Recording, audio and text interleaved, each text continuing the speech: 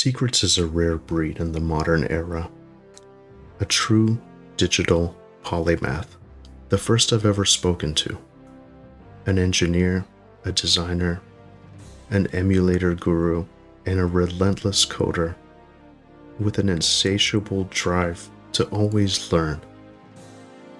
Keeping a world like Quarm alive takes real technical precision, maintaining old esoteric systems, dealing with endless edge cases, and keeping things stable. But it also takes empathy. I came into this conversation thinking we'd mostly talk about mechanics and server stability, and we did. But I walked away with something deeper.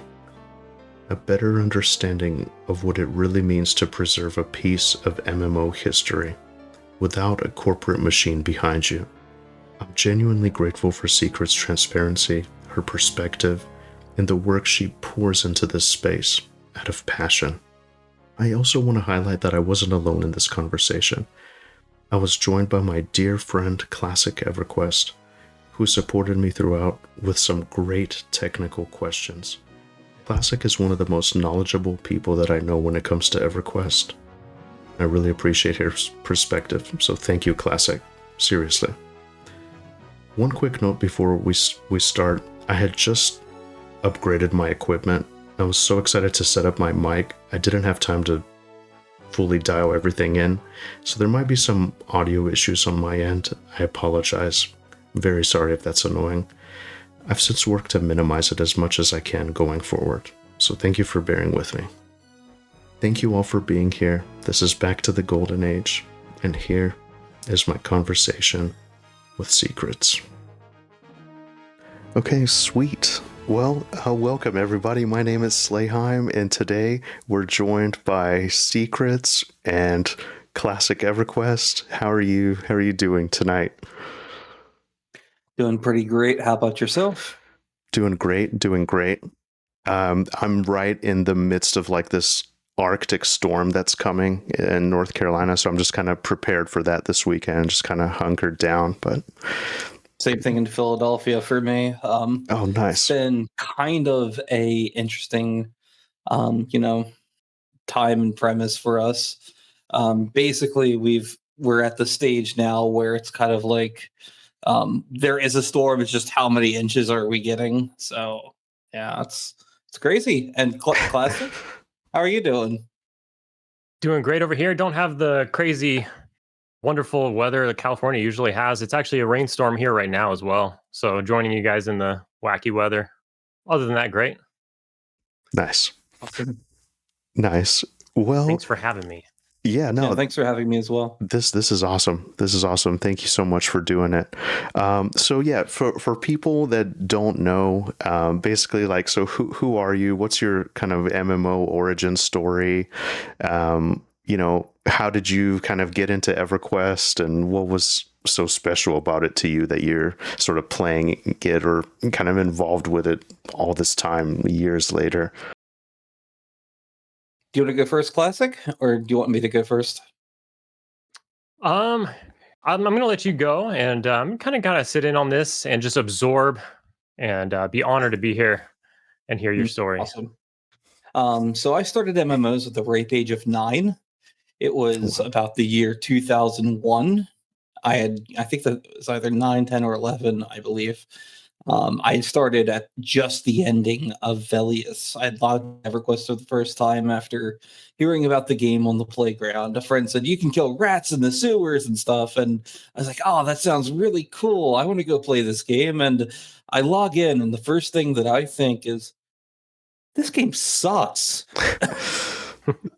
And I was like, I'm like, what is this? I thought it was going to kill rats in the sewers and stuff. He's like, oh, but I'm like, all right, I logged out. I didn't come back for like a solid week. I had to think about this. And then a week later, I come back and I'm like, okay, I'm going to make a magician this time. And I'm going to try and play that because I heard it was a little bit better than the other character. I think it was a wizard that I made. So I made my magician and started playing the games, Human Magician and Kinas. And I honestly hadn't stopped playing that since, and I've just been hugely invested into MMOs ever since then. So that's my origin story with MMOs. It was 5th grade or 4th or 5th grade, I believe. I'm sitting there, I'm a child at this point, you know, and I just learned about EverQuest. And yeah, I have fond memories of that era of my life. And I think everyone has their own origin story to this game that kind of got them into it, whether it's a friend over a friend or your friend's brother or half brother getting you into this. EverQuest is a timeless game that has been enjoyed by, you know, thousands and thousands and hundreds of thousands, really, at this point, of people. Yeah. So, honored to be part of its legacy, and also honored to be part of, you know, just this whole thing. So, yeah. Absolutely. That's beautiful. As my first experience was very similar. I go into extensive detail in another chat with Slayheim, but my first one was kind of the same thing. I logged in, a friend got me in, and I had that same reaction. I was just like, this game sucks. I couldn't get out of Akanon. And I was just completely lost. I'm also a wizard, by the way. And same thing. I had to step away for a while, and I went back playing Diablo 2. And I came back, and, you know, like, this isn't that bad, right? Yeah. So, you know, those, I've heard that story happen so many times, and people swear this game off, or something happens where they can't play it, and then they just come back and it's like, oh, well, actually, no, this is kind of good, but I had to give it a chance. Yeah. I hear that a lot. And, you know, that's a testament to the game itself, because if you think about it, like, to this day, the starting areas of whatever race, class, combo, it's fairly unique, you know, like the dwarf city is different than, like, the, you know, the ogre city, and it's really interesting. So yeah, I guess that shapes your experience. But, you know, for me, I think it was like the art. There's something so timeless about the art. Like, nobody told me anything about it. I think I just walked by the store at, like, Walmart or something, and I just saw it. The Keith Parkinson's art is, like, impeccable. It's just, it really does capture that kind of timeless feeling. So that's cool. That's awesome. And Keith Parkinson's art, you mean? Yeah, that's amazing. Yeah, I love it. This is my mouse pad for the office right now. You always keep it EverQuest a party at some point. You know, you just see the game and you just love the game, and you're just like, it just captures you. Yeah, absolutely.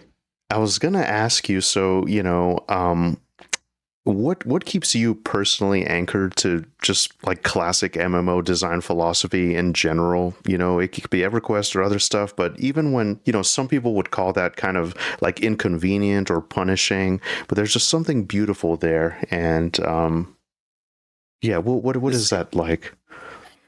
This is going to sound a little bit weird, right?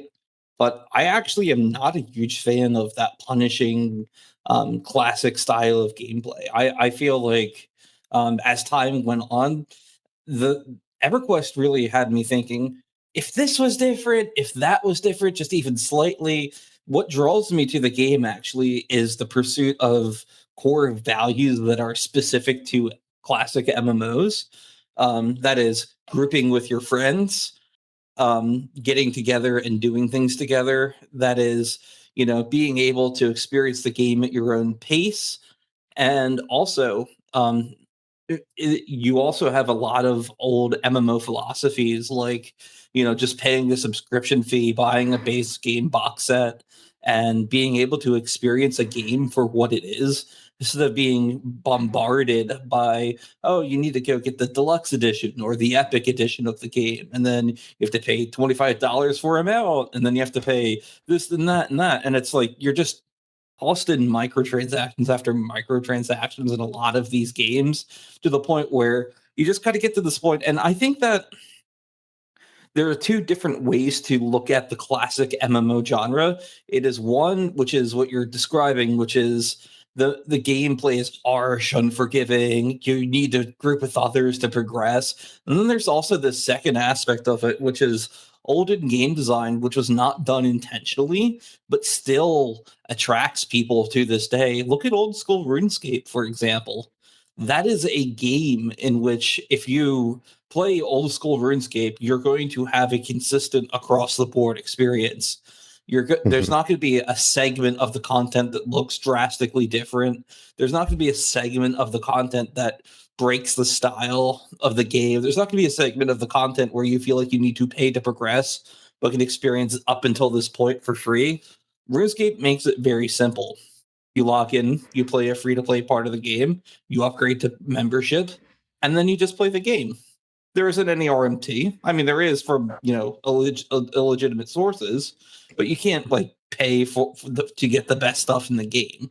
And when you can, it's because it's that chrono-like substance called bonds, which they have in their game.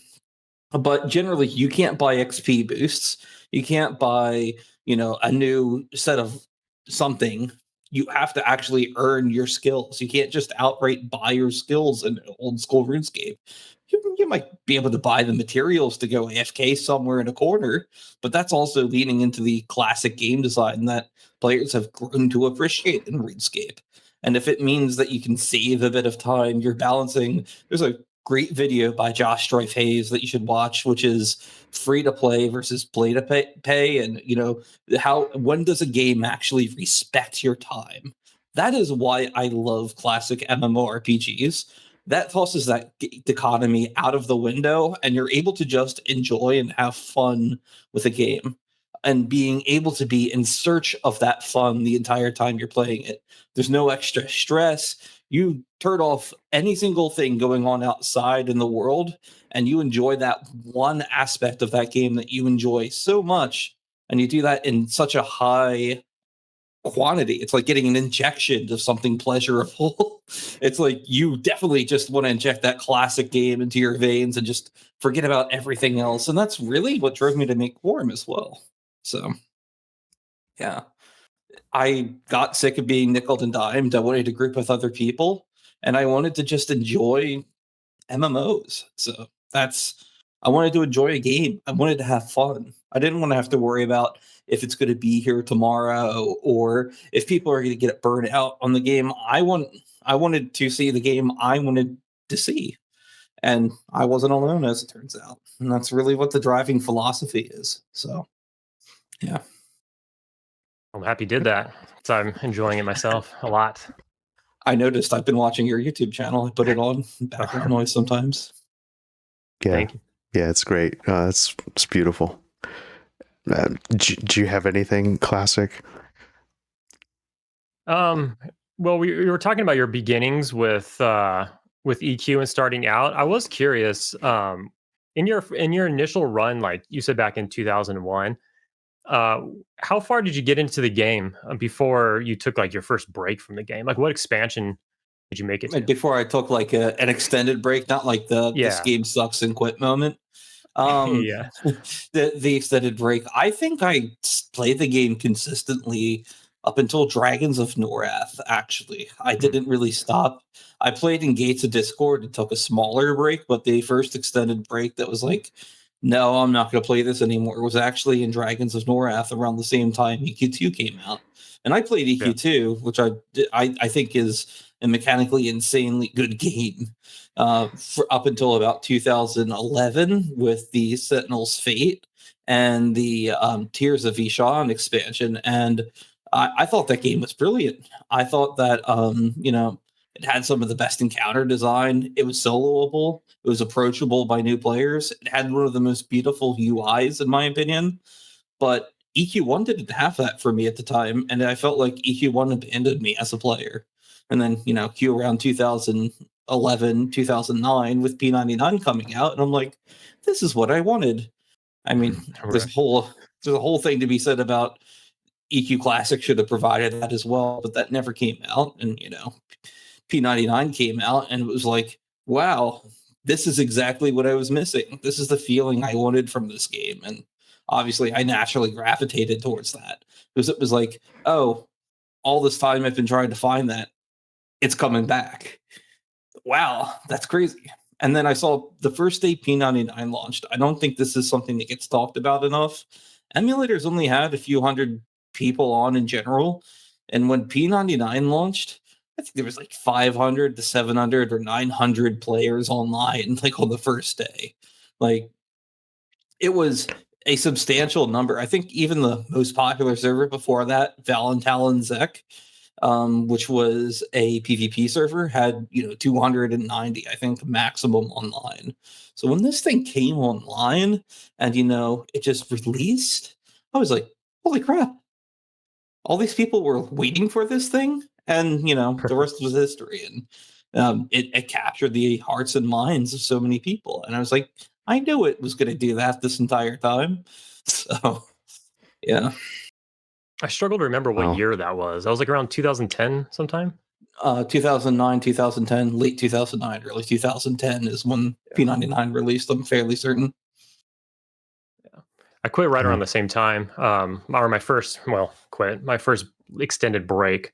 I didn't make it to Dragons of Norath, but that was the first expansion that I didn't buy and play as well. I actually didn't buy it. I just played through the content because I hadn't caught up. It was like, they're coming out with more expansions than I can actually keep up with. And I was like, I think I came back for, what was it? Deaths of Dark Hollow, because I liked the concept of monster missions. But then I realized how much of a grind that was going to be. And then I'm like, I can't even hit the level cap. I was like that casual of a player. I can't play 2 MMOs at the same time. And it's tough. Yeah. It's tough. Yeah. Especially nowadays. But, yeah. That's around the time I fizzled out as well, as around Depths of Dark Hollow. But I just remember this legendary guild on Saren called Heaven and Earth, and I was always really inspired by them. They would just blaze through content and just get it done. And I think Kazrax, my buddy, he was really inspired by that dragon Vishimtar, so he kind of named all his characters that. And yeah, it was really cool. But thank you for sharing that. That's great. Yeah, and so what do you think that, like, when you look at modern MMOs today, what do you think they lost along the way, if anything? Because, some of them are still really well done, like visually they look great, you can still play with your friends and all that, but of course they kind of went the way of, instancing, microtransactions. It just seems like there's something missing there from the soul, in my opinion, and that's kind of my thing when I sort of look back. I think that one of the things I've noticed about modern MMORPGs is every single one that is coming out lately feels incomplete. Sometimes that's by design. Sometimes that's literally like Monsters and Memories. They're not funding their game, in the traditional method, and you expect that of them. You do know that this is going to be rough around the edges in some ways. They've been transparent as to why that is. They've been, painfully transparent to the point where people are understanding. I think that's very important. Developers are less transparent than ever with what their intent is. That is a big thing that has changed. Back in the day, when players and developers had that adversarial relationship where players didn't have that much insight into the world the game masters were building, or the developers, as in modern terms, were building, they just knew that they trusted them. There's this implicit trust that was shattered and broken over the last 20 years, I feel. When you choose to commit to something, whether it be having a recurring subscription or, we'll never make this game free to play. 3 years later, they make it free to play. We'll never have this level of microtransactions. 4 years later, they'll have that level of microtransactions. There's an implicit trust between players and developers that has been implicitly broken and needs to be re-earned. And the baseline for MMOs these days is players expect the developers to lie. So anytime that someone subverts their expectations on what a developer actually will do, and they see something unpredictable and kind and caring and empathetic towards the player's plight, that is the number one thing that I think is different between back then and now. Players have to implicitly trust the developers who are not implicitly trustworthy. That is why I think Monsters and Memories has done so well compared to, say, Pantheon or Ashes of Creation or Embers Adrift. Anytime a developer is painfully transparent, it is going to, and not just saying the thing, but doing the thing. And then they build up that trust that has been gone for so many years. And that's something that needs to be earned by every single new MMO that's coming out. I think developers need to be building with their communities, not for investors. The problem is games have become harder to make because people take shortcuts. People aren't building their own game engines anymore. We're not, we're using Unreal, we're using Unity, and those have hidden costs associated that people just simply do not know about. Unity takes a certain percentage of all sales. Unreal takes a percentage of all sales unless you list on the Epic Game Store. Steam takes 30%. Back in the day, you would get all this big venture capital money or you'd be part of a studio that made games already to try these wacky ideas. 989 Studios, for example, had gone in there and made EverQuest basically the pet project of Variant and 989 Studios. Just John, Bill, and um, you know Brad had just could have done this thing on the side, saying, "Hey, wouldn't it be cool if we did this?" Not a single one of them went in there expecting to make money on this, or that they knew what they were going to be making. They didn't realize the cultural impact this game would have on everyone. They just saw Ultima Online and thought it was too harsh of a game, so they made EverQuest. And that's the difference between then and now. Now you have people making games for investors, and people lose track of the plot the entire time. Yeah. Well said. Yeah. Well said. Yeah, absolutely. So, all right. So Brad McQuaid is one of my heroes, and if you shared something very beautiful with me, I thought it was really amazing. If it's okay with you, can we sort of read through that and I kind of get your thoughts on it more, but also and only if you're comfortable sharing, what do you can you tell us anything about like your interactions with Brad, what he was like, any kind of memory that stands out? Just curious. And I'm gonna be honest, I didn't talk to Brad that often, but every time I talked with him, it seemed like he was a cursed soul that wanted to share his love of the game with the industry with the world. But it felt like he was maybe, damaged along the way. I mean, you look at the, FOH forums, for example, who kind of drag that guy through the mud. In some cases, maybe they were right to do that. Sometimes they weren't. I think he wore all of his criticism on his shoulder and on his chest. And he was, getting to the point where he wanted to have that spark. But I think the industry was being shaped and evolved at the time he made Pantheon and started pitching Pantheon around to the point where everyone was trying to reach out to a broader audience. And he just wanted to make the people happy that he wanted to feel happy. Every time I've talked with him, he was, I think a friend had told me at one point, I'm not going to name her name, but a friend had told me that he was a little bit self-centered and you should be careful talking to him.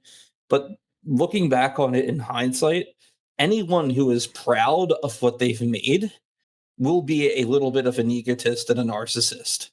And that's because they're proud of what they've made. It doesn't make them a terrible person. It makes them a person that is human. And what I was seeing was his unbridled passion and desire to get something done. I wasn't seeing Brad McQuaid, the heroic figure, Eridude Mithara. I was seeing Brad McQuaid, the person, when I had wrote that email to him.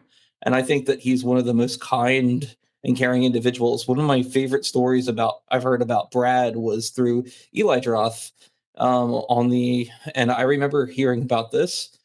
Brad McQuaid had basically reached out to someone on the EQ team when he was there at SOE, and they were struggling and behind on their mortgage. This is during, I believe, the financial crisis of 2008. And he just said, how much money do you need?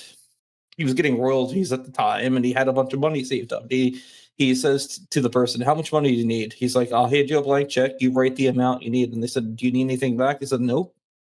I just want to know that my friends are safe. And that's Brad McQuaid. That's a man who wanted to make something and share it with the world. He might have been a complicated person, but I think we're all human at the end of the day. And it's hard to judge each other when we have to also judge ourselves. I'm a very judgmental of self person. I try and not be judgmental of others as much as I used to be, because I can now put myself in the shoes of others like Brad McQuaid that have gone through these things, and I know intimately what that feels like to be on both sides of that equation. And I think that Brad McQuaid's a human. I think he's a beautiful person, was a beautiful person.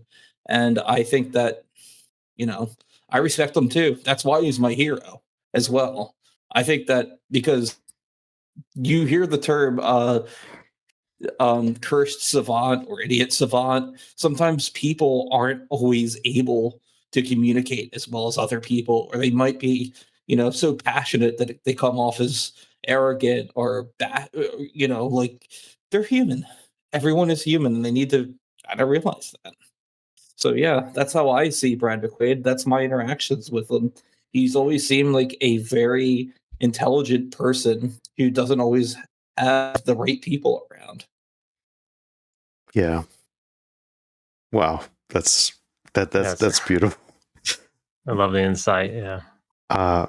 So if you don't mind, and this email that you sent me, I have it here, so I'd like to read. And we touched on this, like with the Monsters and Memories developers, for example. And this is what I'm excited about. Some of these indie MMO studios just kind of understanding this. But so in the email, he said, thanks for your email and resume. From your email and introduction letter, I feel like we're on the same page. How do you feel about making a niche game that targets the more hardcore audience of MMOs and other games, in parentheses, Dark Souls, etc.? Everyone has been spending tens of millions of dollars on MMOs in an attempt to be all things to all people, but they end up with the lowest common denominator game. World of Warcraft did a pretty darn good job at this, but they are now losing players. Games like Star Wars spent a lot more than even Blizzard did with World of Warcraft, but their results have not been very spectacular. We're approaching our game in an opposite manner. We're going to have a smaller team and make an MMO that targets a smaller audience. By spending less, we don't need millions of subscribers in order to be profitable. We have to be okay with being called niche. We have to be okay that many MMO players publicly announce that our game is not for them, that they don't like our direction, our game mechanics, our difficulty and challenge level. Personally, I think this is where the whole MMO space needs to head. Instead of 1 or 2 mega games with millions of subscribers, I think we need 10 plus games that target different audiences, where 100,000 players is just fine and profitable. If the philosophy of what we're doing appeals to you, I'll keep your resume on file and get a hold of you once we've brought in enough funding to expand the core team. Thanks again for the email, and I hope to hear from you soon. And this is amazing. You mentioned that this is 2013, so even back then he could see this. That is so beautiful to me. Yeah, I think that. And thank you so much for sharing that. Yeah, I've shared this a few times now to various people. And it really hammers in home just, if you notice the number of subscribers right now that is listed there, right? I want y'all to pay attention to that number really closely and then put that into perspective right now. Let's say that a game of this caliber needs 100,000 subscribers. The market is now since very flooded, and I think you can generally, and this is just napkin math, so please excuse it because it's probably not accurate, but let's say that 10,000 people concurrently are online on your game, right? And you need 10 times as about your subscriber count. It means you need 10,000 concurrent people across all your servers to become profitable with that estimate back then. And then the question becomes, how much do you actually charge for a subscription, and so on and so forth. But if you notice, there's a emphasis on subscribers over microtransactions. Even back then, this is after the free-to-play craze. This is after GDO went free-to-play. This is after even EQ2 went free-to-play and EQ1 went free-to-play. And Brad's already thinking here, hey, why don't we just keep to the subscriber idea? And I think that I think a lot of people are feeling subscription fatigue nowadays.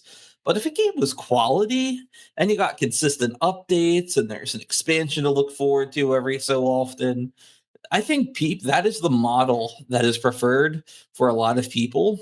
And I still think that there's room for smaller microtransactions in video games like this, but they need to be micro, not macro transactions. No one's going to really want to pay, $35 for a set of cosmetic armor. They'll pay a few bucks, sure, but no one really wants to spend that, and they'd rather earn it in the game.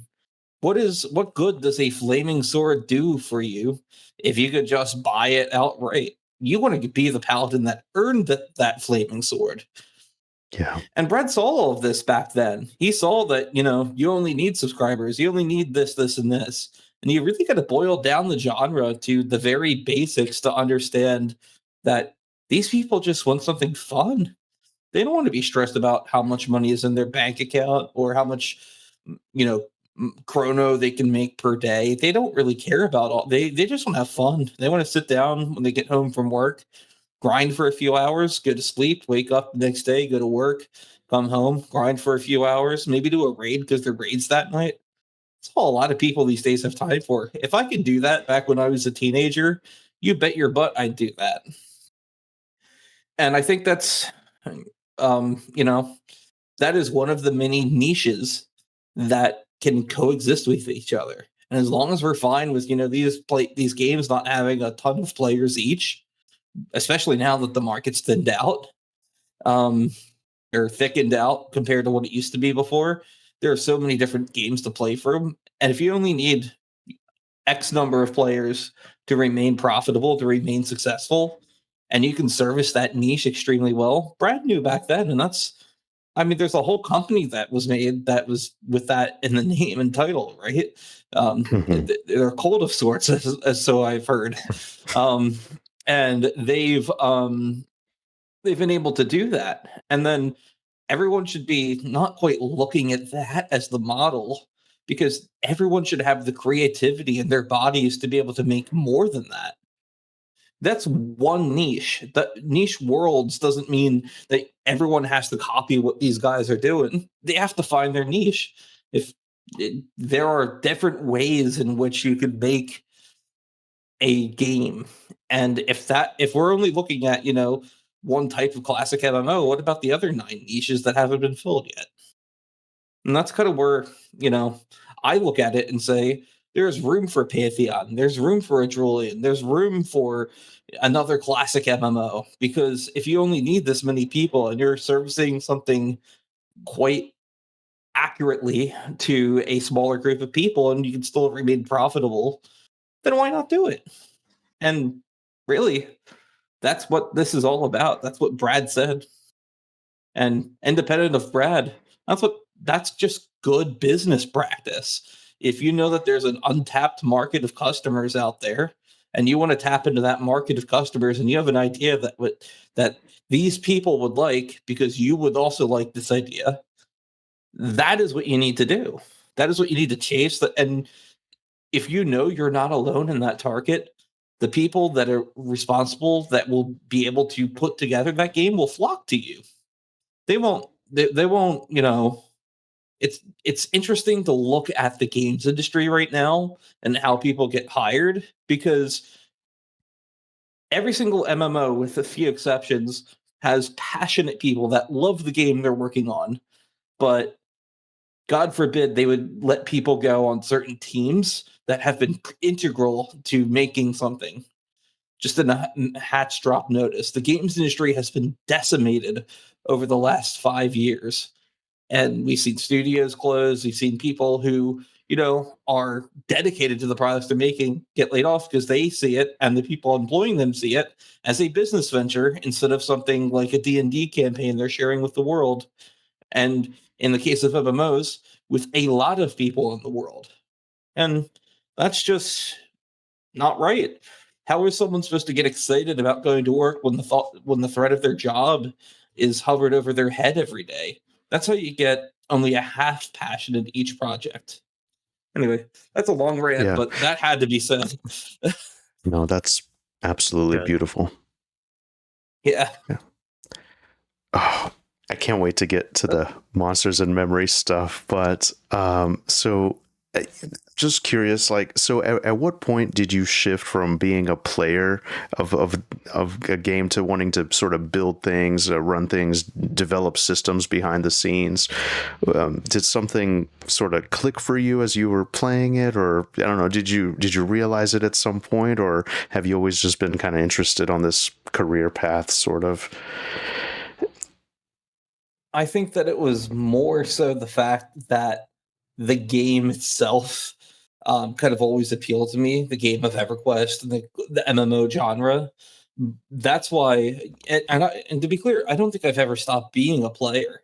I don't think that ever stops. If you're truly passionate about something and you do it for a career and you do it as a hobby and you do it you play it as a passion, something you're passionate, you know, if you work and play and breathe the same thing, you're never going to work a day in your life. I don't think I stopped being a player.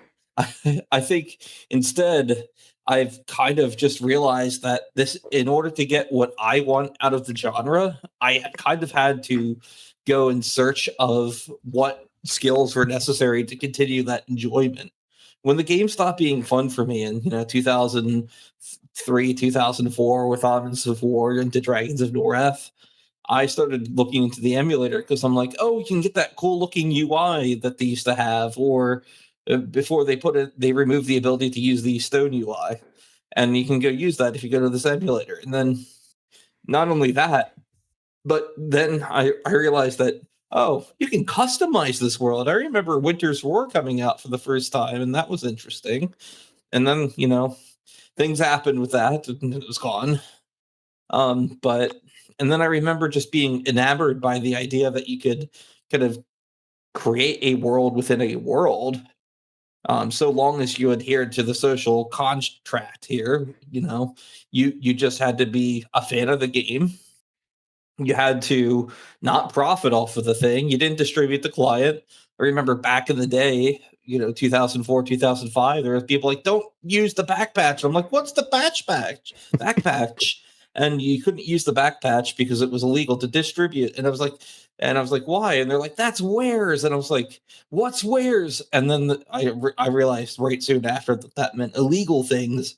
And I was like, oh yeah, I don't want any of that. And then, the emulator got the titanium box set working. And then from there was a legal-ish gray area path for them to follow, so long as they still adhered to the rest of the social contract.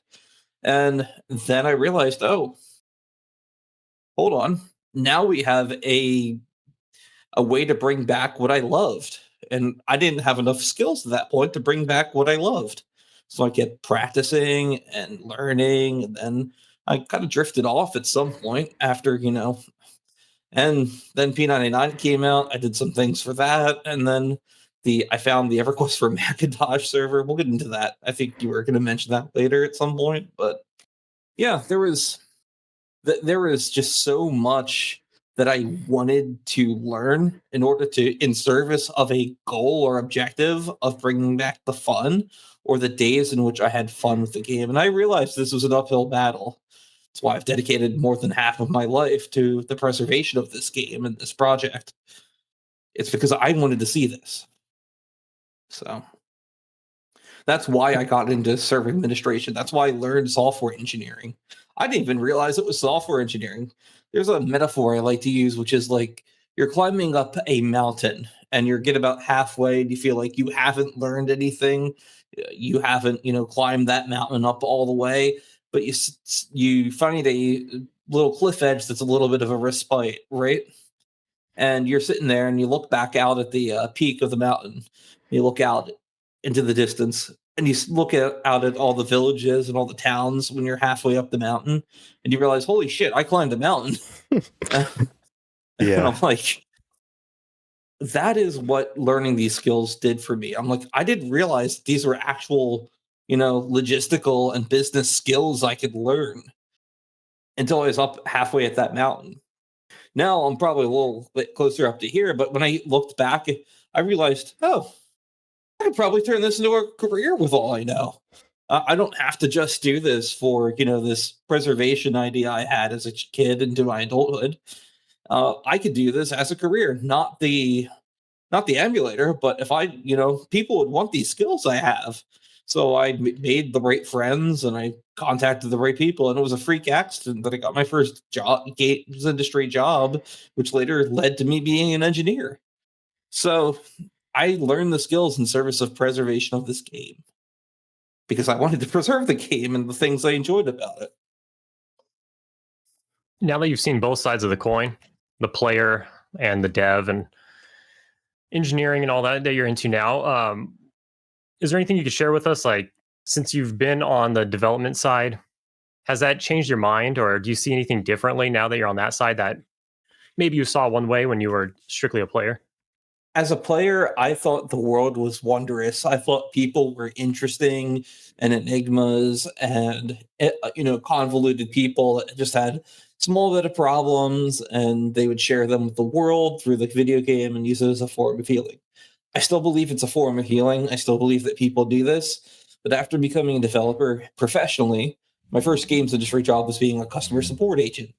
So naturally, you had access to things like chat logs. You had access to, scam reports. You got people that are griefing in game. You had all these negative behaviors that you wouldn't see until you started playing the game from the game master's role. And what I realized is I'm getting paid to take care of these things. This is now a job. But not only is this a job, right? But it's also showing me that the MMO worlds that we live in are microcosms of our actual world. And I didn't realize this until I started, administrating or even, disciplining players to this level. Yeah, you might say, well, on P99, I had some experience doing that, being a GM, but you never really got a chance to really experience it until you had all of the tools that a professional games company has. And what I realized and what I saw was that people will lie, cheat, and steal to get their way. People will deceive you as the person who's effectively the authority. And inversely, in real life, you're basically a cop at that point. And, you're kind of seeing the world from a different lens when you know all of the nonsense that goes on behind the scenes. And it impacted me mentally, to be honest, to see all of this, because I started to realize real world parallels that were happening with things I was witnessing from my players. And I was able to correlate events that happen in game and relate them. Unfortunately, when I was born, I got the neurospicy gene that allowed me to detect and match patterns exceptionally well, which is why I'm good at reverse engineering, which is why I'm good at, matching client functionality to different client functionality across client versions, why I'm good as a software engineer, and not much else. It is the curse and gift of knowledge that both empowers you to make decisions as a human being and also makes you fearful of the world you inhabit, because the average person's actions, the average person's level of emotional quartet, their average intellectual prowess and capacity, and how sinister and evil this world can be, but you also get to see the beauty in it simultaneously. You get to see how great these friendships are that these people make together. And then you get to see them, just I log on to Quarm often and I get flooded with tells from people like, hey, thank you so much for making this. I've been a deep place in my life and I was not able to get out of that deep, dark sorrow that I was in. And your game allowed me to see a little bit more joy to continue going on. And every time I get tells like that in game or messages like that from Discord, I think about that. And, it's not just like one or two or three per year or something like that. These are potentially hundreds. If I ever, do a downtime in the morning and I just set it off to 15-minute warning, and then I get people thanking me that don't get the opportunity to do that. So you see the best and the worst of humanity all at once, and it's very hard to kind of filter out some of those interactions in your mind mentally.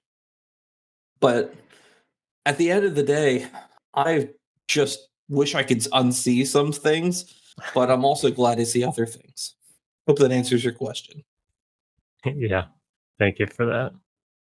That's beautiful. It's amazing how, yeah, like people are just people, and I'm sure they've tried to come up with some wild story or trick you. And it's kind of interesting, like from an investigative standpoint, like you have a lot of tools at your disposal to kind of verify claims and whatnot. But I appreciate that you always focus on the positive, and it's great. There's always going to be good and bad, but it's really interesting. And just kind of while we're talking about it, without going into specifics or names, obviously, but I'm sure, what's the most like clever or like weird thing someone's tried to get away with? I was watching one of your clips where I think someone was using some kind of speed hack and you were on your way somewhere else, but then you kind of noticed it and you investigated and you're like, wait a second, you're kind of doubting it at first. And then you're like, okay, no, you are doing it. And you just like insta killed him. I thought that was cool.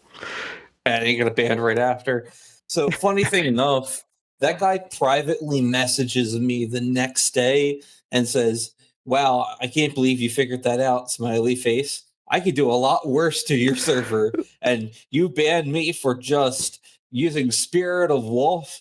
And the guy is just cursing me out, calling me a fucking moron. That's crazy. I'm going to be the comic book anime villain to your story, Buckaroo. I'm just gonna say you're banned. You're free to make another account because this one's toast. We're not unbanning you.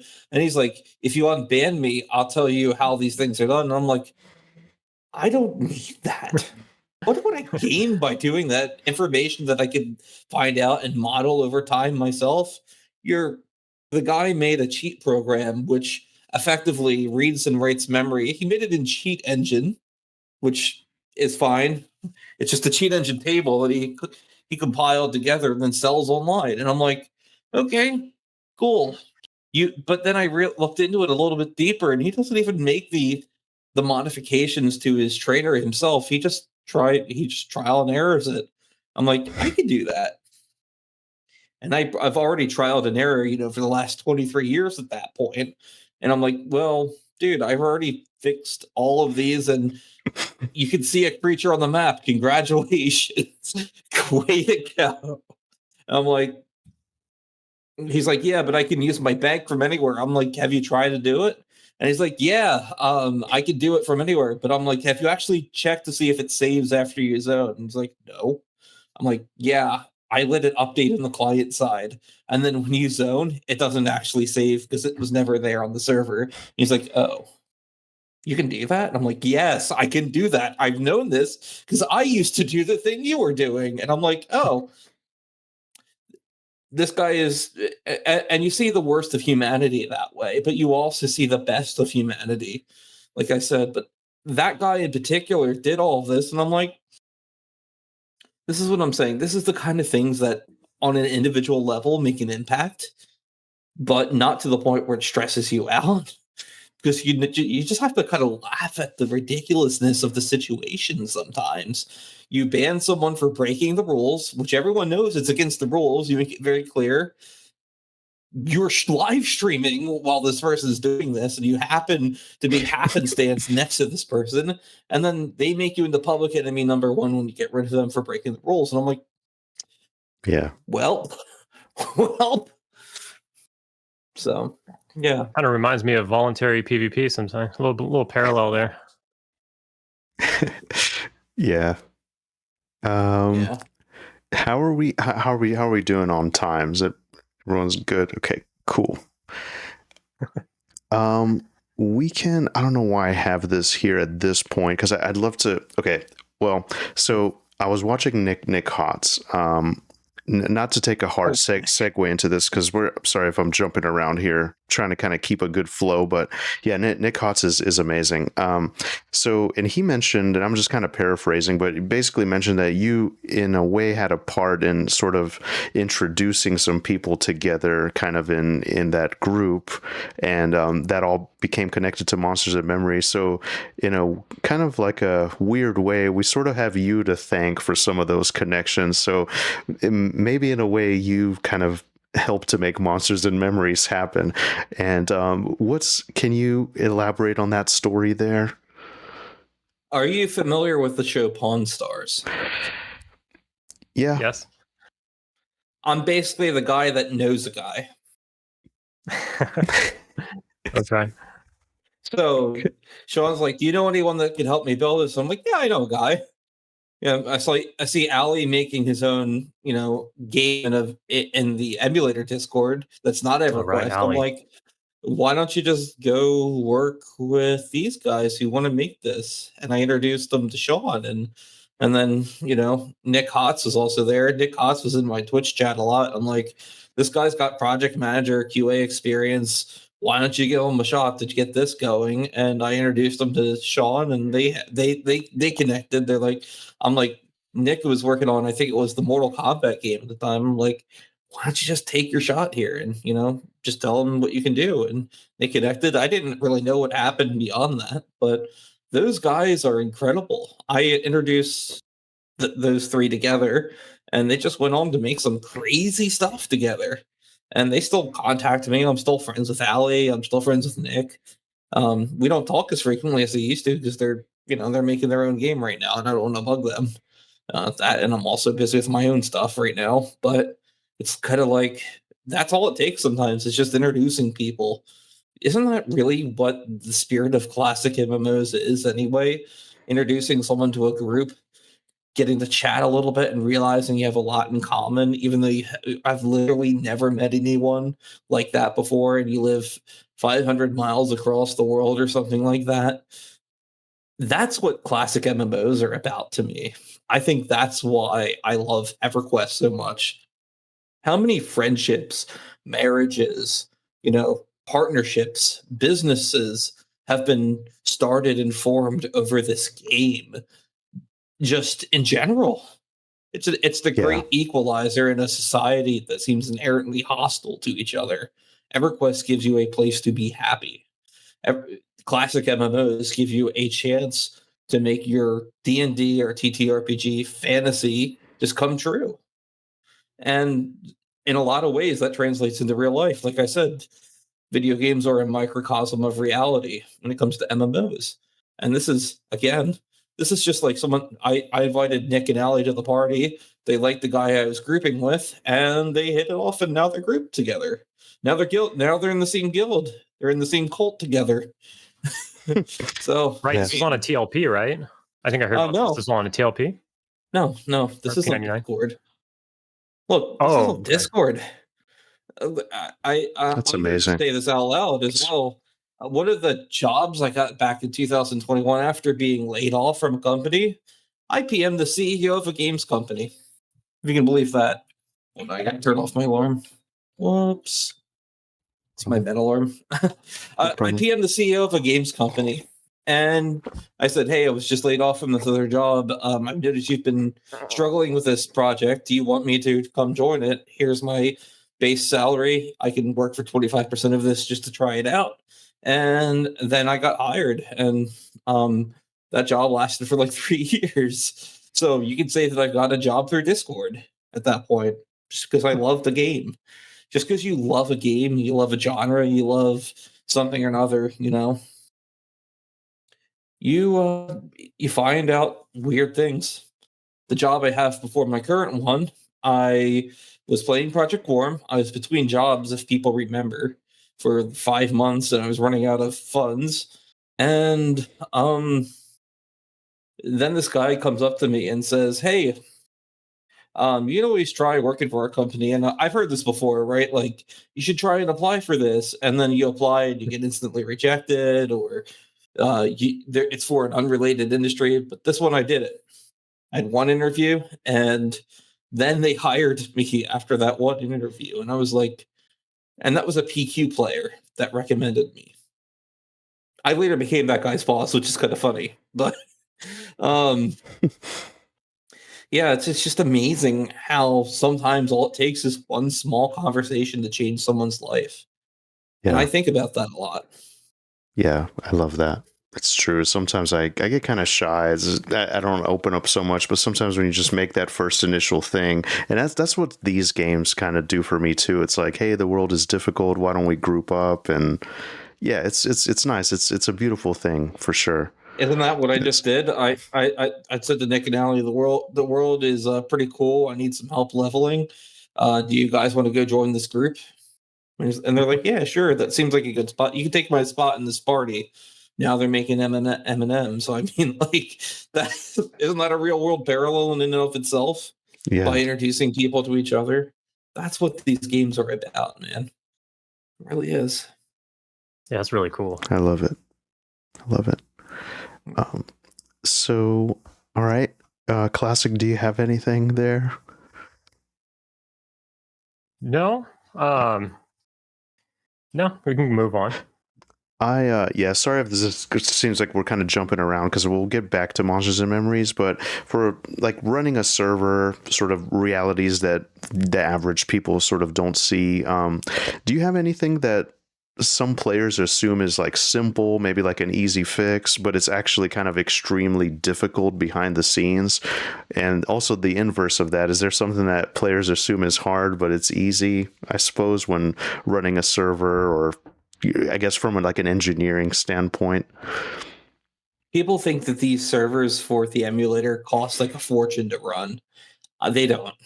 Emulator runs on a toaster. In the current state of what Project Quarm's software runs on, I think we only have like 50 gigabytes of RAM. We have, 8 core, 16 thread processor or something like that. We have a 2 terabyte hard drive, and it runs the entire server on one machine. Wow. If I were to rent this from OVH right now, it would cost me $200 a month.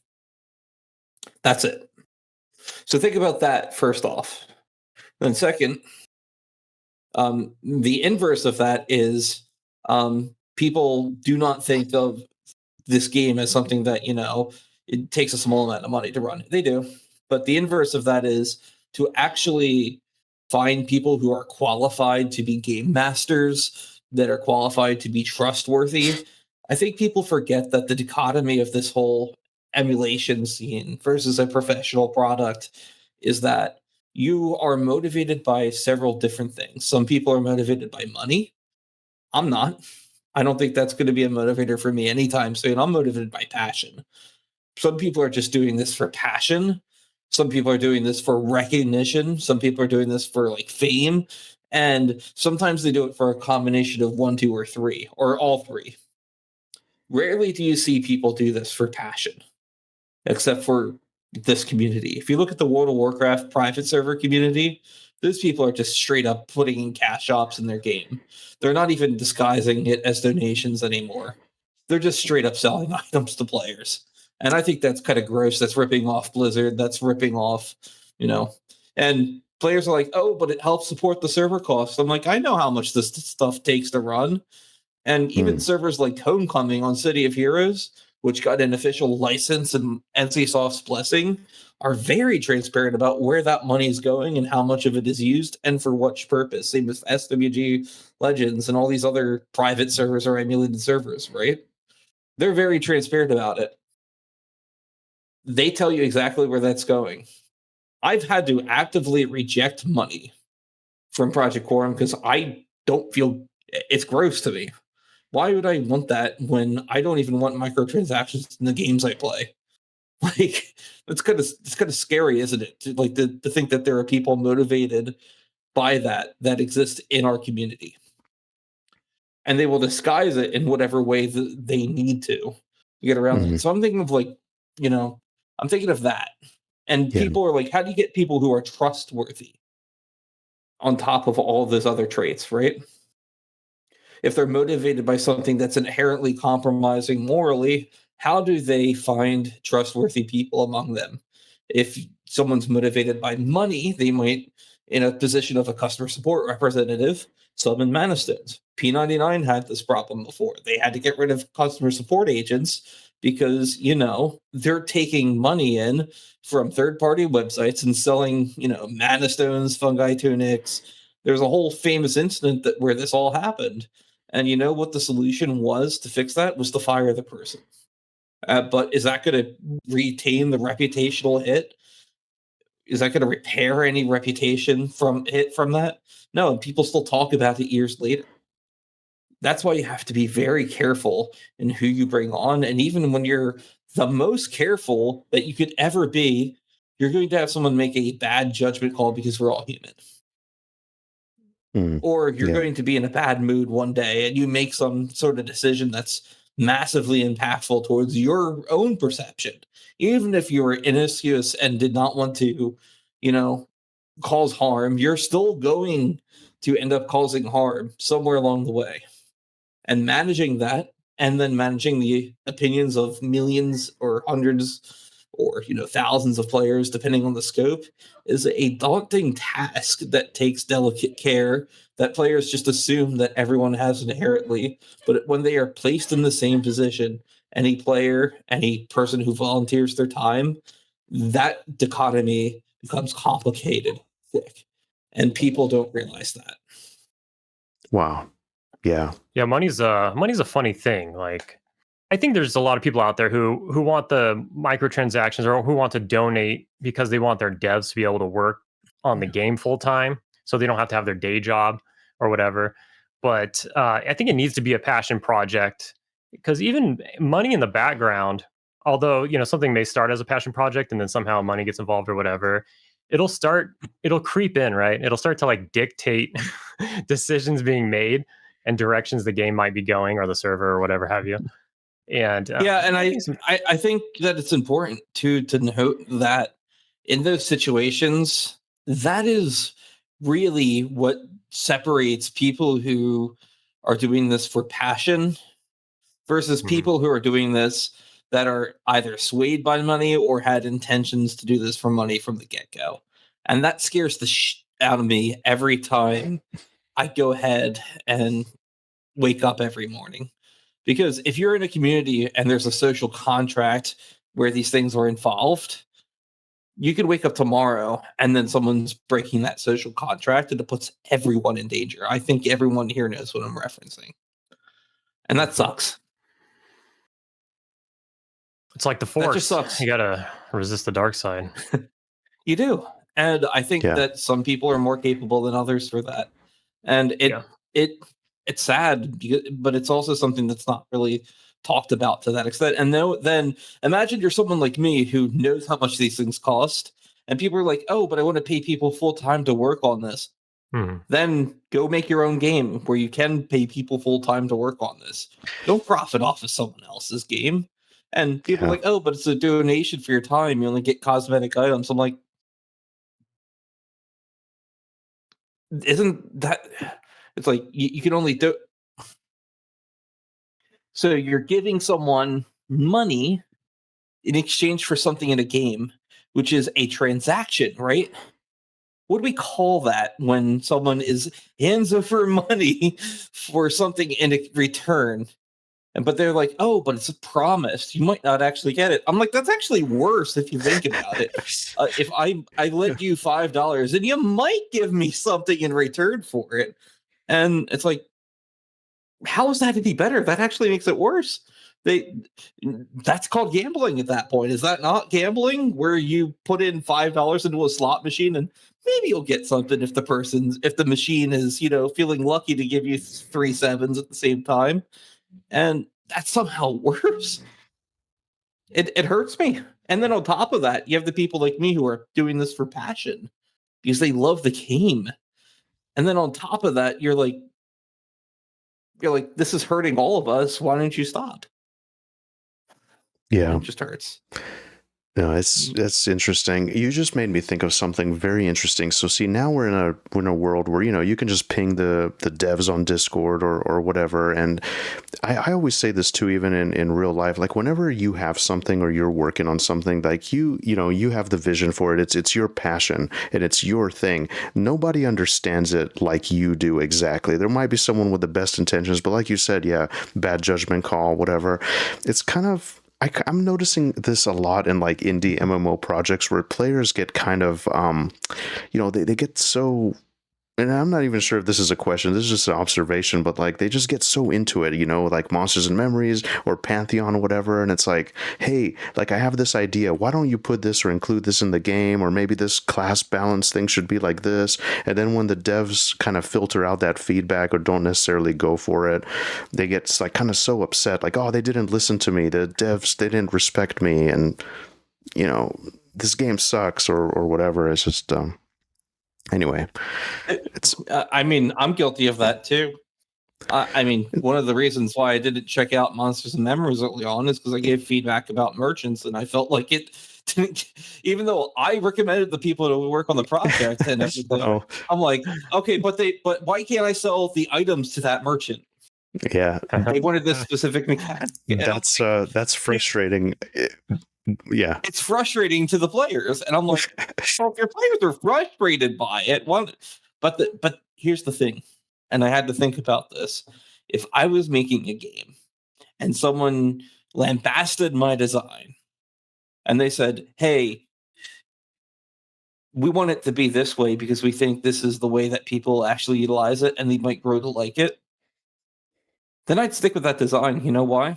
Because I want to see if it works or not. And if enough people are like, this doesn't work, then I change it.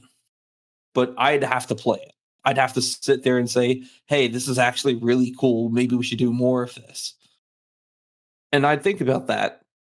You know, if I was in their shoes and I was hearing the complaints from a person like me, how would I feel about that? Like, I just came up with this cool idea. I just implemented it. And I'm like, well, I'd feel like shit. Someone just shat all over the thing. If I'm truly making a niche game, and to think back on what Brad said about, you know, we have to be okay with people saying that our game isn't for them. Maybe the game's not for me. And that's perfectly fine. There are hundreds of thousands of people out there that would play the game instead of me. I can go my own path. I can say, hey, this isn't for me. And as Monsters and Memories continued development, I realized that they were doing a lot of things that were for me. And then there's things that weren't. I don't think I would be able to dedicate in my current, time a solid amount of time to, play the game. So I probably won't be playing it on launch for that reason. Does that mean that no one should be able to play the game because I think that it doesn't work for me? No. And I think that's the beauty of this genre. There can exist so many different worlds and they fit different niches. I think that's the true meaning of that. It's okay that it's not for you. And there will always be a game for you if you look hard enough. There are people here that still play Quarm because of the quality of life in it. And I know there's a lot of people are going to go check out, these upcoming games like AOA, Quarm, AOA, Monsters and Memories. They're going to maybe even go back to Pantheon if that gets updates, right? But it's because there's different games for different people. Yeah. And I love that. I love that. And I always say that too. People treat it like sports teams and like, oh, my team's better than your team, and the games can perfectly coexist, and it's fine. Yeah, absolutely. One of the most interesting things I remember is when PQ launched, and the P99 forums were like, I'm going to make sure this fails. I want this to keep failing. I don't want my friends to go over to this game. Yeah, sorry to interrupt you. I just remember something that you said on Zaid's podcast. I listened to it recently, and you were like, that's the equivalent of walking up to someone in real life and just saying, I hope you die. Like just wanting something to fail. I love that so much. Anyway, please continue. You go up to a musician at the bar or a comedy club and you're talking to the comedian and you're like, you suck. What is the reaction supposed to be from that person? It's like, yeah, okay. Yeah. And then you move on because that's all you can do. And I realize that's the way you should take in feedback. When you make a game, you're going to make a game in service of the fans that love that game and the community you fostered with that game. Community. I understand. So whenever, like, let's say, whenever someone, what kind of feedback actually helps you the most? What do you wish players include when they're reporting issues or kind of giving critique, I guess, from like a developer standpoint or engineering standpoint? A well thought out argument or feedback that's constructive, and the definition of constructive criticism wildly varies.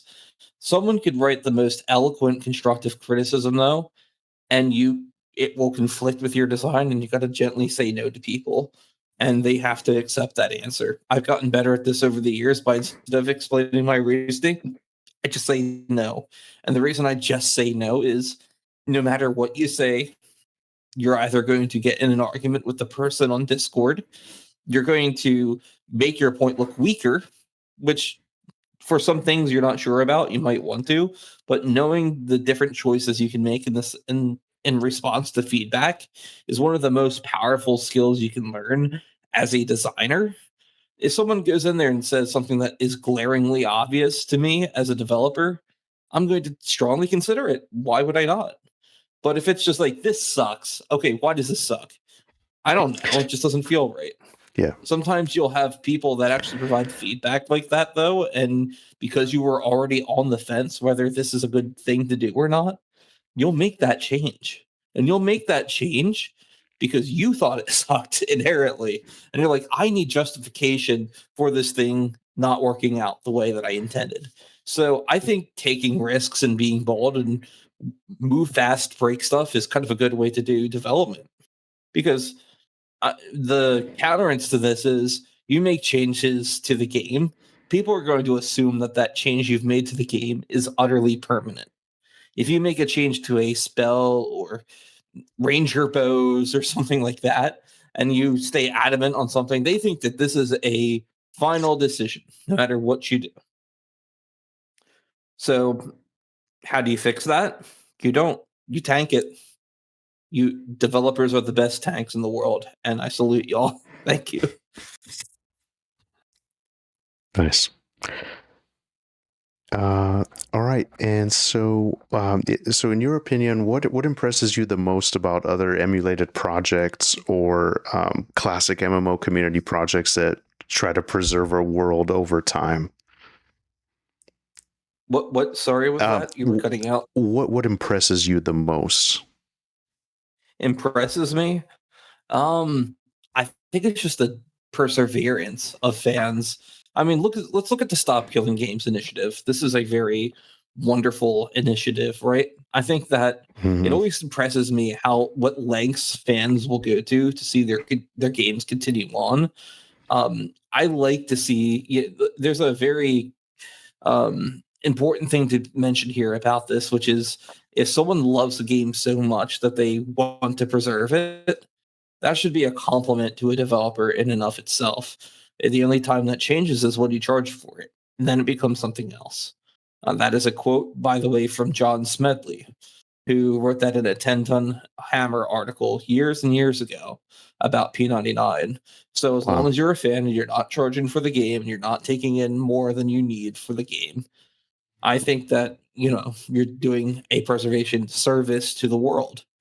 So when you see things like The Crew, which got shut down by Ubisoft, which is a single-player game with some multiplayer aspects, the only reason that game couldn't function is because the servers were shut down. And you couldn't even play the single-player version. They just turned it off. They were aggressive, and they got hated by their fans because of that.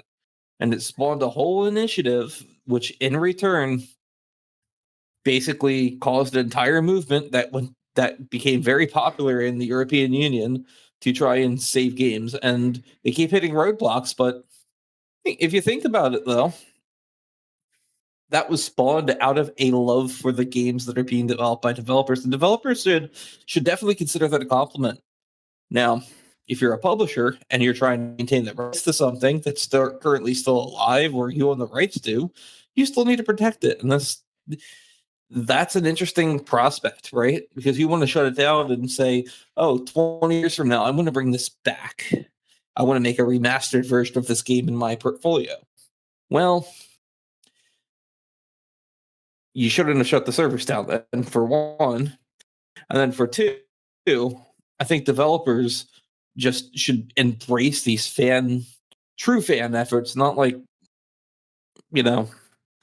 that just love these games. I think that as long as you're not trying to rip people off, that is done in service and passion for a game. So that's what I think. The perseverance of fans and fans becoming developers has always impressed me. From the year 2004, when I started checking out the emulator till now when I'm, a 34-year-old adult just making games for a living.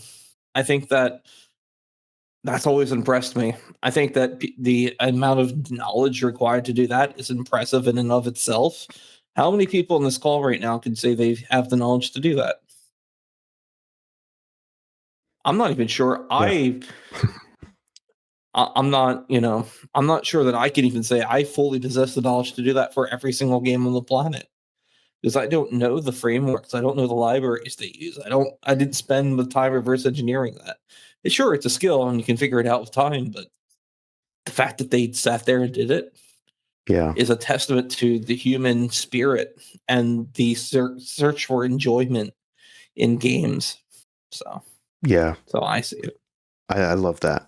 I love that. It's amazing how long the emulator community has been around. It's great. This is just a kind of a totally philosophical question. It's something I've been curious about. And I love that because sometimes you could argue that players are kind of more passionate about the game than the developers are in a way. But when a game gets old enough, does it belong to the company or does it belong to the people? And I guess, how do you think about it? It belongs to the company, hands down. Well, I think it still belongs to the company. Okay. Even if it's shut down, it still technically does belong to the company. There's no way around that, right? But I will say that despite that, there are ways in which game companies can be more kinder to their fans that are working to preserve things. And I think so far, Daybreak has been nothing but kind to us. I think that, Daybreak, reaching out and saying, hey, here's the things we want you to do. Here's the things we don't want you to do. And, separately, they've reached out to the emulator community at large and said, hey, these are the restrictions to keep operating. We know you're passionate fans, but you can't do these certain things. And that's incredibly important to have those things as a baseline because they allow more things like Project Quarm to happen. I think there's always going to still be that gray area, but I think that, more publishers should be doing what Daybreak did, personally. I think that that's a wonderful starting point. It protects two different things, right? One, it protects the intellectual property rights holders because they now have a legal framework for establishing communication channels with passionate fans. So even in the case of the Ubisoft situation, Ubisoft could just reach out to these people who are like, we really like this game. We have reverse engineered the servers. We don't want to make money off of this. We just want to play our favorite game. And they could say, okay, sure. Did you have a copy of the game before it shut down? They say, yep. All right. And you're not distributing the copy of the game? Yep. And you're not making money off of this in any way? Nope. You're paying for the server stuff? Yep. And also it's open source. Go to this link. Most people should look at that as a baseline for cooperation.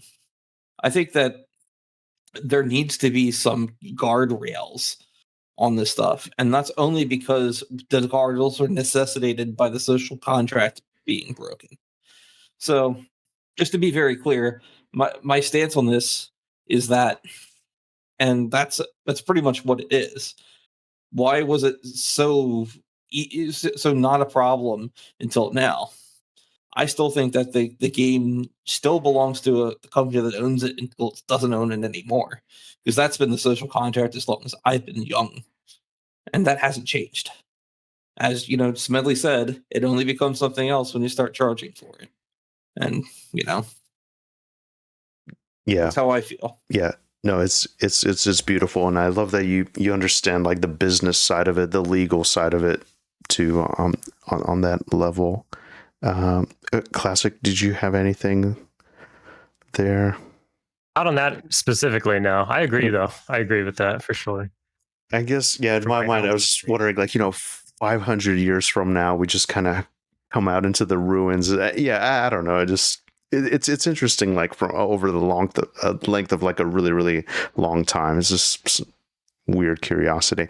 I mean, copyright is going to last for 100-something years because of the Mickey Mouse rule. So eventually, it'll become public domain, but we're not there yet. And and who knows where we'll be after such a long time.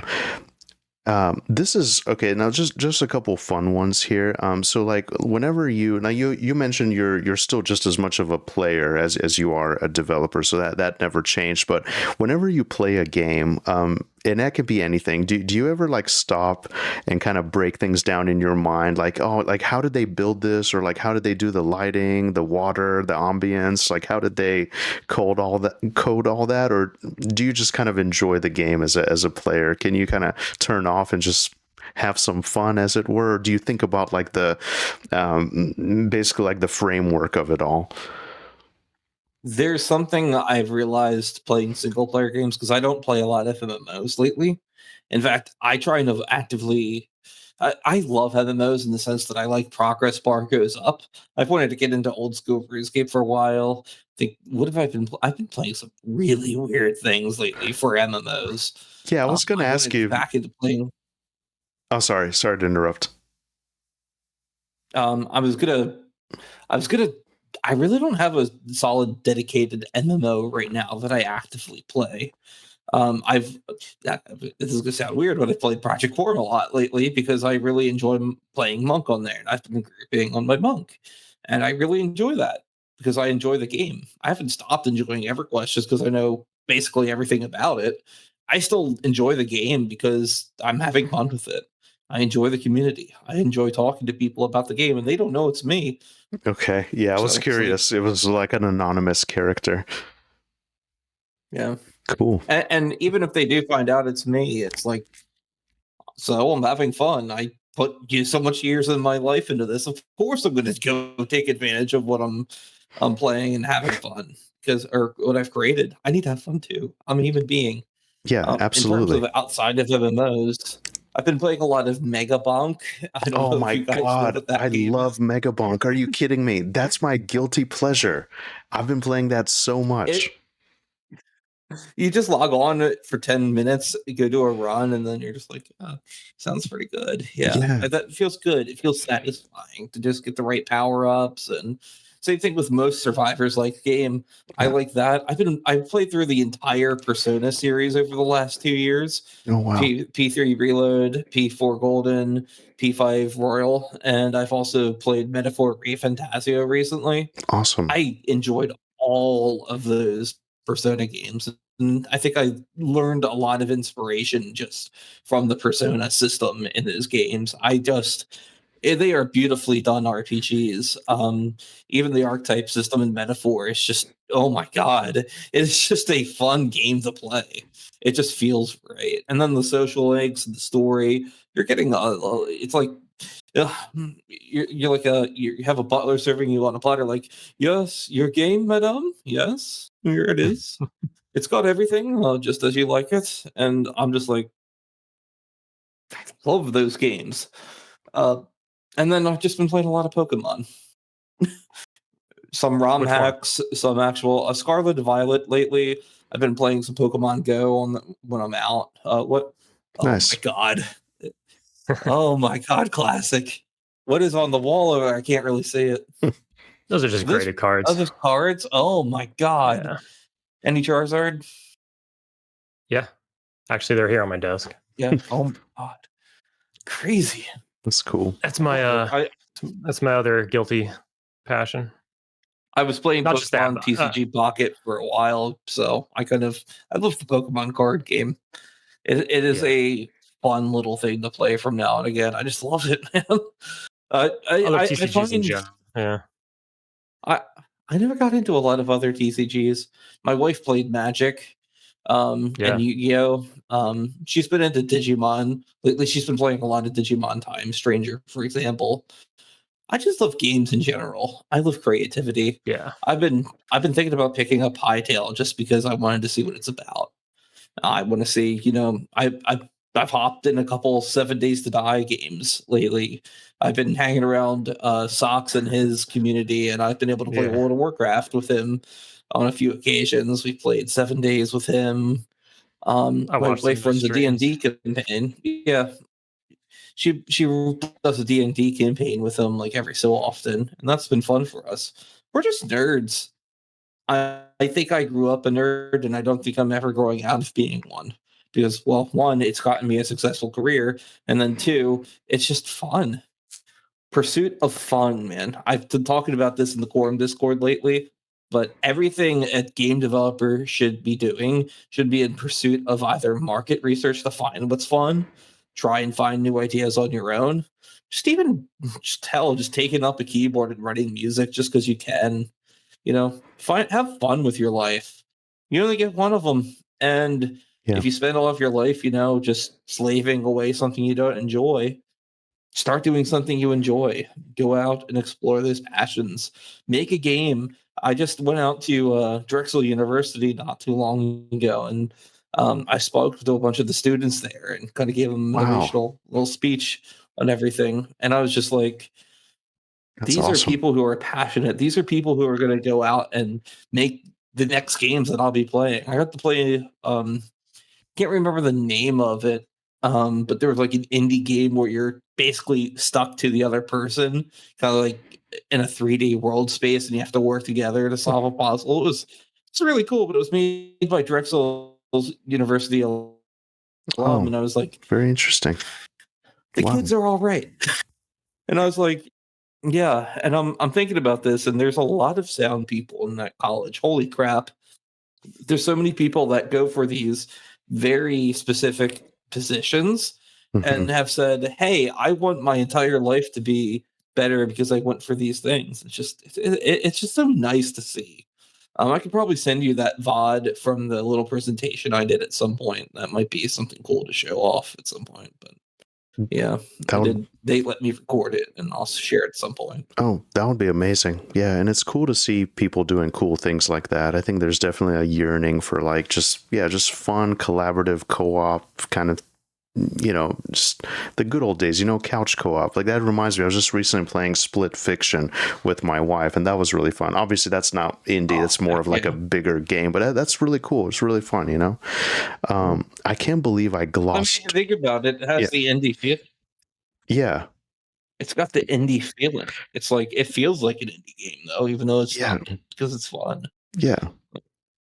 Absolutely. I can't believe I glossed over this question. I wanted to ask you, from your perspective as a GM, like you move through the world and you can kind of interact with the world that a normal player can't.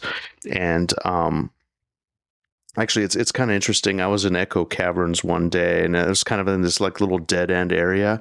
And I don't know if you were on your way somewhere else or you were checking out something, but you kind of it gave me whiplash. It was so fast I could barely just catch a glimpse of it. And you seemed like you kind of went through the wall, or you even just kind of went in and then just went back down the other hallway. But anyway, so you can kind of move through the world and kind of do things that a normal player can't do. Have you noticed anything kind of weird or interesting in the terrain or the environment that normal players would never see? Maybe like strange geometry or hidden gaps or just something weird that you wouldn't expect to be there or anything like that? Oh, there's so much just hidden in random places. My favorite is the cat boxes that are just hidden in the world. You might be familiar with the one that's in I think it was The Fallen, but do you know where the other ones exist? Mm-mm. It's an One like Eridan's Kinos interior. first. Oh, is there? Yeah, hold on. I used to love Classic, and I talked about this. I love this channel, Michael's Shenanigans. He kind of took a deep dive in all these mysteries in Norath and all this like weird, unexplained or like kind of quirky stuff. I always thought that was really cool. Yeah, he's Hold on, hilarious. I'm going to share my screen real quick. I'm actually in game right now. I'll show you one of the things awesome. that I remember seeing. Here we go. It is go to. This is Eridan's palace. If you're familiar, this is the Guildmaster area in Eridan. Oh, nice. Oh, wow. The other cat room. That's so crazy. It's just under the world. See, I love that. And that's Mittens. That's Kevin Burns' cat from the original EQ dev team, and he's immortalized. just under the world somewhere, and he's just chilling. And that's amazing. the cat may be gone, but the memory remains, and it's just really cool. There's a cat room. There's also, like Soul Dung A at 000. You'll also see this underneath the world, just the list of all the rooms. Back in the day, they couldn't actually get to the rooms without typing in the coordinates from the safe location. They couldn't, they were like, how do I get to the different locations? And they put this little box in here at the safe point, or not safe point, but the 000 location. That's so awesome. It's just really cool to see this. Did you know that there's actually more to the Nexus as well?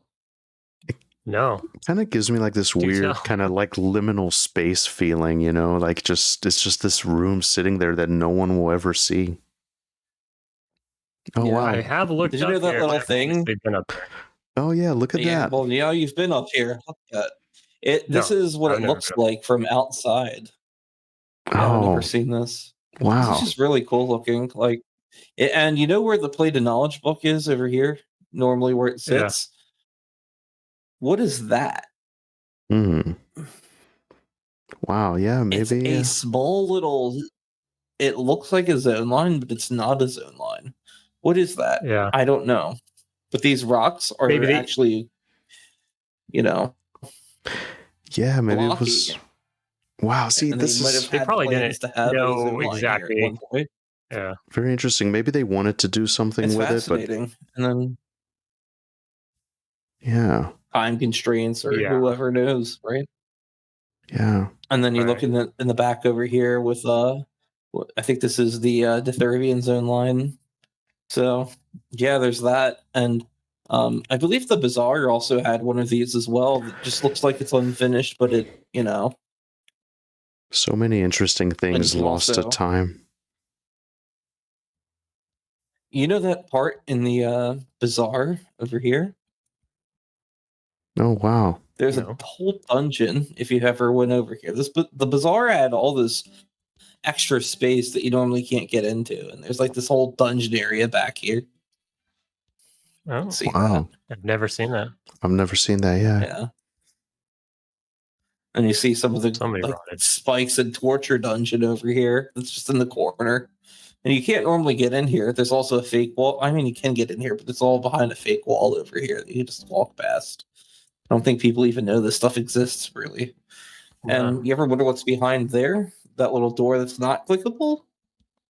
Oh, let's go over there real quick. Hold on. And this is so just an interesting. Empty hallway, another liminal space. And it looks like there was maybe plans at some point. I don't know. It's just, it gets your imagination going of where these things used to exist at. And you don't normally see these things, but it kind of gives you some insight of maybe what was planned or what was potentially going to be there at some point in the future. And it's just really interesting to look at. There's also unused objects in the game, like the lollipop. And that was in the game at this point. Yeah, I think there was like a Fizzle Bobbers, whatever item that dropped. It was an artifact, but it was in the game and it just wasn't ever used anywhere. I mean, you'll know this one, which is it's BCG or BFG. There is the crossbow that drops from the Coldanes. Like that would have been a cool weapon type to have. People forget about that. Yeah, but no, the game's just very fascinating and just has so much hidden stories still left to tell years and years later. And I don't think those stories will ever get told, but I also think it's very cool that you can see what kind of was planned, and your imagination as a game developer, knowing these things goes wild. Like, why couldn't we put a zone line there? What if this happened? What if that happened? That's how new games get made. That's how new, that's what inspires a lot of people to mod video games. Like, I remember just recently I was playing a ROM hack of Super Mario RPG that turned it into a roguelike, and I was like, that's the coolest thing. And I played through it. It was like, this is still the coolest thing. So I'm like, I'm very enamored by human creativity. And I'm very also like perpetually glad that these games can still exist in any capacity. So, I mean, it's just, there's a difference between people like me who like to tinker, who like to create and like to make art, and people who want to do this for money. And that has never been more clear to me, just looking at, how I view something versus what the average business person looks at. And I'm definitely a game developer. I'm definitely a game engineer. I'm a software engineer. I'm a designer. I do a lot of things because I have to wear a lot of hats in the games industry just by nature of being in there. But yeah, I just wanted to point that out, that this is the kind of thing that gets me. When I was a kid, do you know the Sega Genesis and Sonic 3 Knuckles, that old game? Mm-hmm. Yeah. Yeah. They had a debug menu that you could access by going onto one of the swings, pressing left, left, left, right, right, right, up, up, up while the game's paused. And then you can press B to go into the debug menu and then put a couple sounds. And now you've got hypersonic unlocked through the debug menu, all the other bells and whistles. As a kid, I was enamored by the idea that I could place those objects I want to see in the world using that debug menu, that I could potentially be the one to start, crafting this world by placing even just transparent objects. And I did a lot of that as, like a 3 or 5-year-old kid, because I was always enamored by the idea that something new could be made out of something existing. And I feel like very strongly into adulthood the same way. So, You know what I loved was the Warcraft 2 map editor, or Warcraft 3, I guess. yeah, Dota. Warcraft 3 map editor. Yeah, it's kind of funny that I'm old enough the fiasco with Dota. Yeah, The fiasco with Dota actually, led them to never do that again, because people are like, oh, but right. people will just make their own games, and we won't own that game that they make through this editor, so they have to like put in a bunch of legal freezing and everything. Yeah, which is disappointing, because even Hytale today, when they released, it's kind of like it feels, modding feels like very corporatized in comparison to a lot of different things, but in some ways that can be beneficial because you have a legal framework to protect what you've created. On the other hand, you're not going to get something like Dota 2 ever happening again based on a Warcraft mod. And I don't know how to feel about that to this day. I'm still conflicted about that. I don't think that there's a question in my mind that is a question unresolved in my head. So know that I still have this little weird moral quandary about that. I mean, it's not really weird. It's just, it sucks. But unfortunately, I know EverQuest players, and I saw that microcosm again of people rule lawyering, and then you start getting into actual lawyering, and you realize the two aren't that different from each other. And it always comes down to, are you doing something morally acceptable? I started living my life that way. Instead of wondering, oh, is this against the law? Or you only have to do this to be in the confines of the law. No. I think about this a lot. If I was in the position of the person, would I do it? It's a very simple teaching that I took from, Abrahamic religion, which is, are you going to respect the people around you as you do yourself? And I ask myself that a lot of questions. And if you feel like that social contract's been violated between you and another person, it is much like in the microcosm as it is in the macrocosm of society. You have to forgive people for what they've done, but you still need to protect yourself and your family. So, yeah, sorry, I had to bring that comparison up because that one's an interesting one that keeps coming up in my head. It's gonna let me dump this somewhere on YouTube. Absolutely, thank you so much. That's very beautiful. Real quick on that previous note, like I was big into Dota 1, and then Dota 2 came out, the actual Dota 2, and then so when Reforged was coming out, I'm sure me and a ton of other people were like, oh, what are they going to do now with a new Dota? And then, like you mentioned, they stomped that out with the user agreement or whatever. But what do you think about what Microsoft has done with, like, say, like Minecraft servers and kind of like providing a place for modding? I think that's very important. But if you notice, Microsoft doesn't allow Bedrocks, or what was it? What was the new one they've made? That's C++. They don't allow those servers to be modded at all, really. In fact, you have to basically rent them. Oh, really? What they've done is kind of separate it into two different games. The legacy Java version of Minecraft that can be modded to hell and back, and the newer version of Minecraft, which is player friendly, user accessible, where you don't have to have a lot of technical knowledge to play and appreciate it. And if you notice, there's a lot of kids still playing the newer version of the game, whereas the older version of the game is played by mostly people, our age or anyone from like their adults. And the reason being is because it's still a form of game that both kids and adults can appreciate. And instead, they've said, you can do this in here with these restrictions and do this in here with these restrictions. And then said, we don't really, as long as you're not doing it with our thing where we, collaborate with brands like Fortnite does, like Roblox does, and you do your thing over there, and you don't try and make this thing over here become hostile. The thing over here then becomes, well, good luck, do what you want. And then you got things like Hightail, right? Which started in that bucket over here from the get-go. And I don't think that's inherently bad. It is going to limit that situation from happening over here. For better or worse, Hypixel would have never existed had it been created in Hightail. And I don't know if that's a good thing for creativity or not. But I do know that at least it protects the developers to know that no matter what they do, there's a framework for them to continue to exist. They call this the Roblox model or the Fortnite model.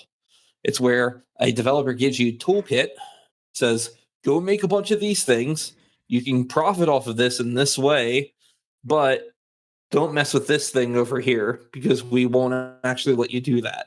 And as long as you don't violate that social and, in this case, a legal framework, you're free to do this thing over here. And I think that's actually important to have. Do I think it's a bit predatory? Yeah, I do. Admittedly, I think it is. And there's a certain reason for this. The situations that would have led you to make your own game back in the day required you to have a lot of money up front to fund a game engine. Once you made the game engine, then you had to spend a lot of time actually building up the game.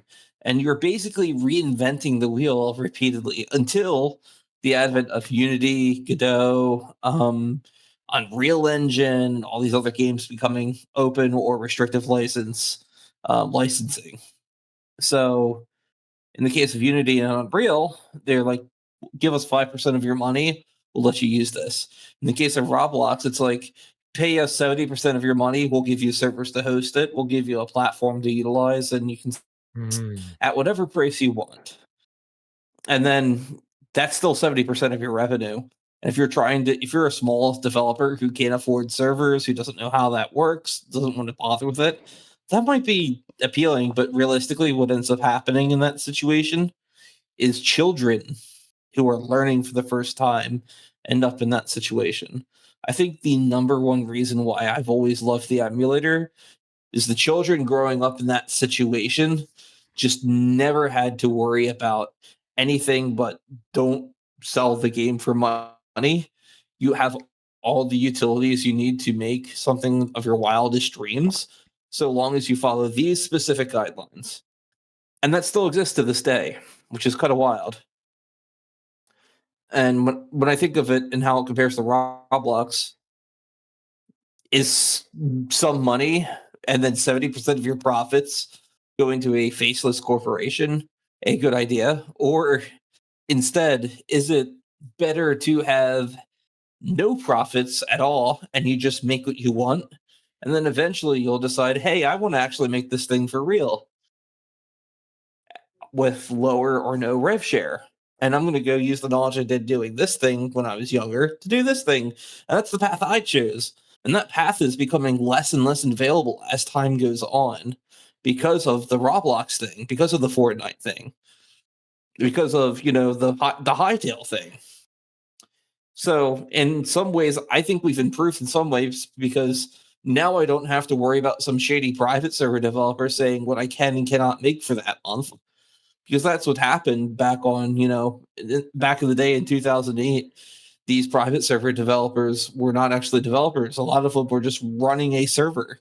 They had no development experience themselves, but they'd make friends with people who did have talent. They'd take advantage of them. In a lot of ways, I think that's what happened with this recent incident. And I'm talking about the specific thing. I personally think that a lot of people who were involved in that were taken advantage of by people who said they knew what they were doing. From a business perspective, that simply did not. And not only did they simply not know anything from the business side of things, they also legally ensnared almost an entire community in the process, even people who weren't even involved in their business. And that's fortunately, and unfortunately, in some other ways, kind of, protected by people who are doing things like Fortnite, Roblox, and Hytale. So it's a double-edged sword, and you have to weigh the risks for what's right for you as a game developer. But if you're just doing this as a passion thing, you're not going to care about all that. You just want to build something. And I think the fact that there's too many choices gives choice overload to a lot of up-and-coming developers. So what's the solution? I don't know. I'm not a lawyer. I couldn't tell you the legal one. But as a software engineer, I could say, just keep tinkering. Just keep tinkering and get better at what you do, and you'll find happiness. Because that's what I did. So Beautiful. sorry, that's a lot. Awesome insight, No, as always. it's okay. No, it's good. It's great insight. Sorry if we're like jumping around here, but so just for classes and roles kind of in MMOs, this is a question I'm just very interested in this. I ask pretty much everybody because I don't know, but do you think that MMO classes have basically been solved at this point? Do you think there's any room to innovate? And what I really like about these indie MMO projects is it looks like in modern MMOs the sort of, because we have tank, heal, DPS, that's like the holy trinity these days, but the fourth pillar is back, the support class, enchanters, bards, sort of debuffing, crowd control, that kind of thing. Yeah, do you think there's any room to kind of innovate, I guess, in MMOs? Because I feel like classic MMOs really get that right. And Yeah, now, I think that we're already seeing innovation. Have you noticed that in M&M, they've already started doing some of that innovation? Campfires that can be placed on the ground, that hookshot item that exists in the game. I mean, yeah, you think about it, there's the melee crowd control class that was introduced in Embers Adrift. Pantheon started doing basically a redo on each certain class archetype. Their mages are much different. They summon like a temporary swarm pet almost for pets. mm-hmm. And then on top of all of that, we still have games either separating AD&D classes like Ranger further into Archer, like Monsters and Memories is doing. And then you have people that are sticking to the roots and doing new things, trying new systems, making the game more approachable to new players. These are things that haven't been tried by classic MMOs yet. And I think that there's an untapped opportunity, to do something there. And it's like, there's just an opportunity waiting to do that. So I don't think a lot of these current classic MMOs are really they're hitting their niche extremely well. But even then, you look at AOA, right? That's starting to diversify itself away from both classic EverQuest, and it's both diversifying itself from Monsters and Memories to be its own thing. And I think that's what we need more of. We need more people hitting specific niche cases in these MMORPGs. So there's always room for innovation. It's just a matter of your imagination and how far you can go with it. People are so comfortable in the box of what's possible that game developers need to start innovating instead of staying with what's safe to produce money, because that's really what it is about. People go back to things that are known and tried and true because it's just you can sell more of the same and get money. But those that want to innovate will always break free and find their own path. And I think that's important for people to be able to do. So yeah, plenty of room for innovation. Let's see it. I love that. Kind of shows. Speaking to what you said, that kind of shows in the numbers for Monsters and Memories. They have those custom classes, like they have the melee crowd control class, the Inquisitor, and then the Archer, like you mentioned. And each playtest, they're at the bottom of the list on activity or people trying them out. And it's because people are just so comfortable Because they in their don't, box, because like it's you not said. familiar. Yeah. Yeah. Yeah. Everybody just goes. Remember when Vanguard came out? Yeah. Did anyone play Vanguard on release? I didn't. I never got a chance to play it. I wish I did. I know you can go back and play it nowadays on that server that people go to, but I personally haven't got a chance to play it. The Blood Mage, though, is that what you're going to say? I was going to say that and the Disciple, but yeah, both of those were very unique. And then that game introduced two different things that I love about MMOs and modern MMOs that currently no MMO in classic development has. Can you guess what it is? And it's completely unrelated to classes. The defensive targeting system and implied defensive targeting. That is something that none of these classic MMOs have right now. If you are selecting a heal and a mob's attacking your target, the only other game that you can really do that in is Warhammer Online. You can do that in Vanguard Saga of Heroes and EQ2. So the only three games that off of my implied targeting for friendly heals. So this is, if you're targeting someone that's an enemy and you want to heal your target, you have to deselect your target and then reselect the friendly target you actually want to heal. If you try and heal the enemy in EverQuest, you're just going to heal the NPC and it's going to do nothing. Or you'll have to target yourself and you have to deselect the action and then you have to go. It's just a fucking nightmare. If you're targeting a friendly tank in EQ2, though, you can go auto assist by hitting through them. You target the tank and then you hit attack. You auto assist through the tank to your target. How many games have done that? But then the heal is assisting the boss. It's assisting basically. Yes. Yeah. Okay. That's interesting. So if you target the boss and hit heal, you're already healing your target. That's something EQ2 did first. And it has not been repeated that many times. Not because it's a bad mechanic, but because no one else has really done it. And I've noticed that about Western MMOs specifically, that they do not do things like that. And that's such an easy innovation to a classic formula that's an easy win. And I'm very surprised that people have not focused on the user experience of classic MMOs. They just assume that the same 80 people are going to play these games until they're in the retirement home running through the Estate of Unrest for the nth time, which is great, by the way. I like that, but there's room for innovation. Yeah. Same. The nurse is going to have to break up a fight in the retirement home because someone stole my FBSS. So, I mean, that would be the dream, right? To have something go that long. Yeah. That's awesome. Yeah.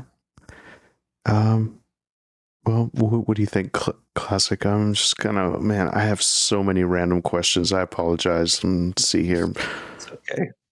I got a couple of random ones as well. Sure. So I'm curious.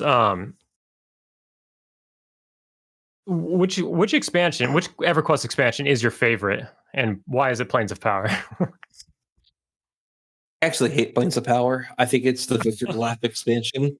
I actually only included it in Quarm because it is the expansion that allows you to go back through the other expansions and beat the ever-living snot out of them.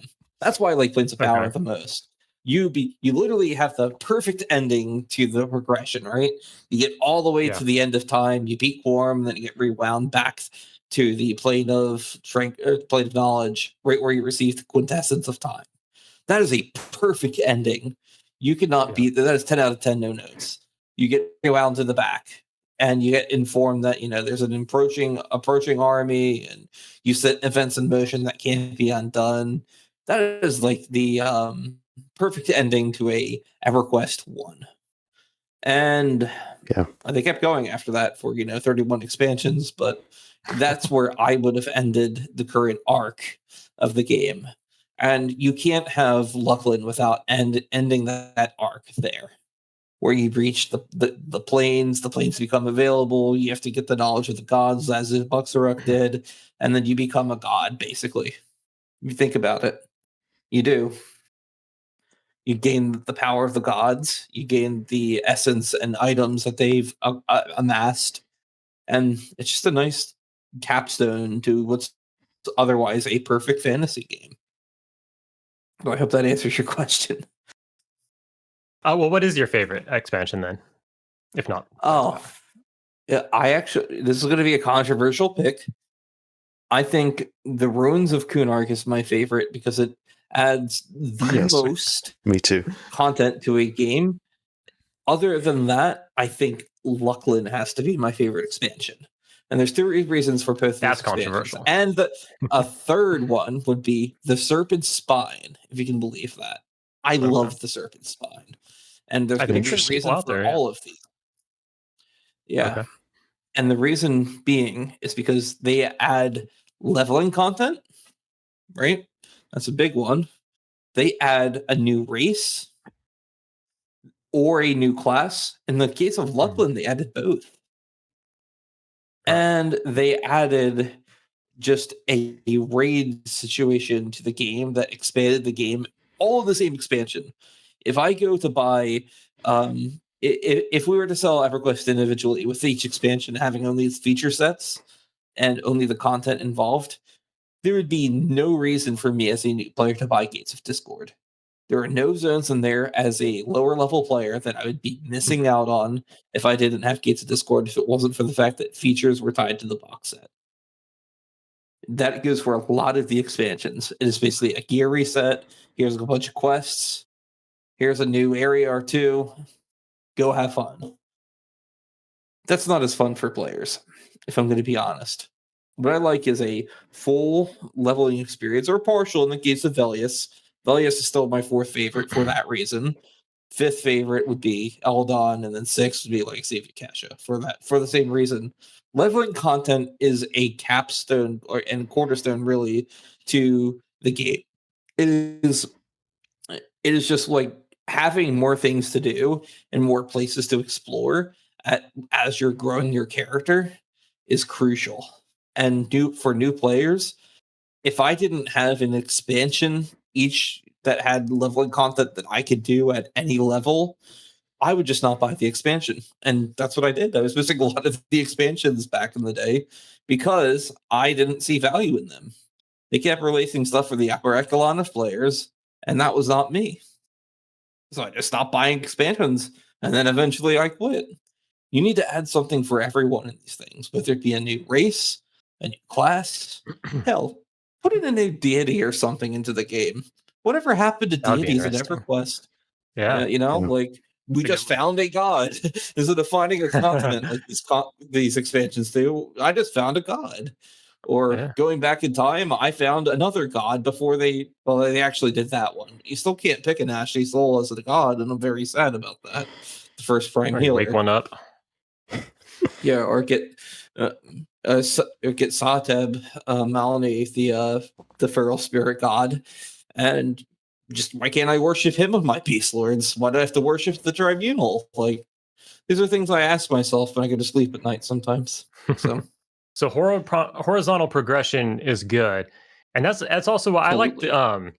I liked LDON and Acacia both as well, because it didn't like supersede Planes of Power. Like Plane of Time and like the Elemental Planes were still like the top tier raids, but then they come out with two kind of minor expansions after the fact. That's just kind of horizontal progression. I mean, there is progression. It is LDON, but it is.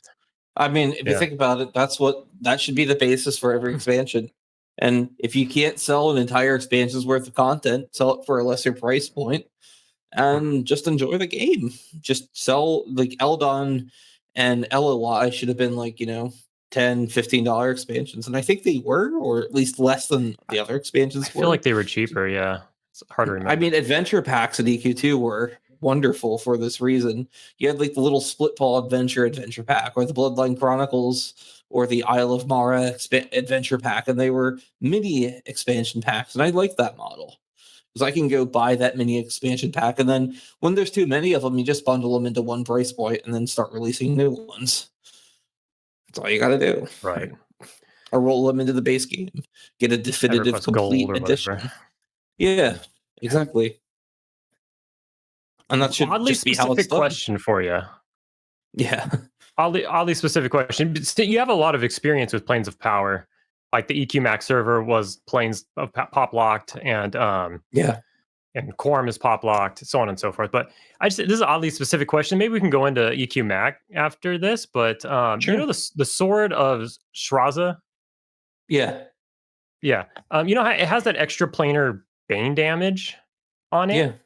Now, if I remember correctly, and you know, you're so knowledgeable about the inner workings and everything about the game, that planar bane damage doesn't work in the planes of I power? think it works in the extra planar ones, are like the Plate of Fear, Plate of Time. Okay, I have to remember.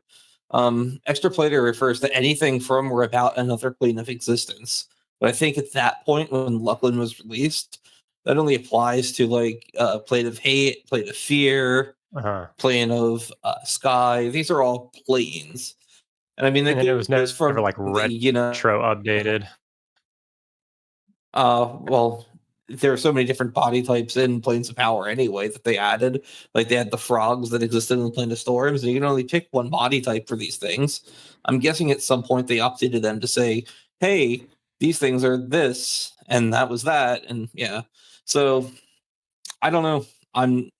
We should get back in time and ask them. Maybe you should ask Sean. Right. He might know. Sean Lord over at Monsters and Memories. Because he was around during that time. I bet he could tell you. Yeah, it would be if you could remember. That would be interesting. Yeah, that'd be cool. But EQMac. So you played on EQMac a lot. No, I had a buddy, like a real life friend of mine that I grew up with. I actually didn't play on EQMac. I was the one that broke into the server using the Windows client. So I was going to ask you that. I actually didn't, because I actually used that. Oh, you use that?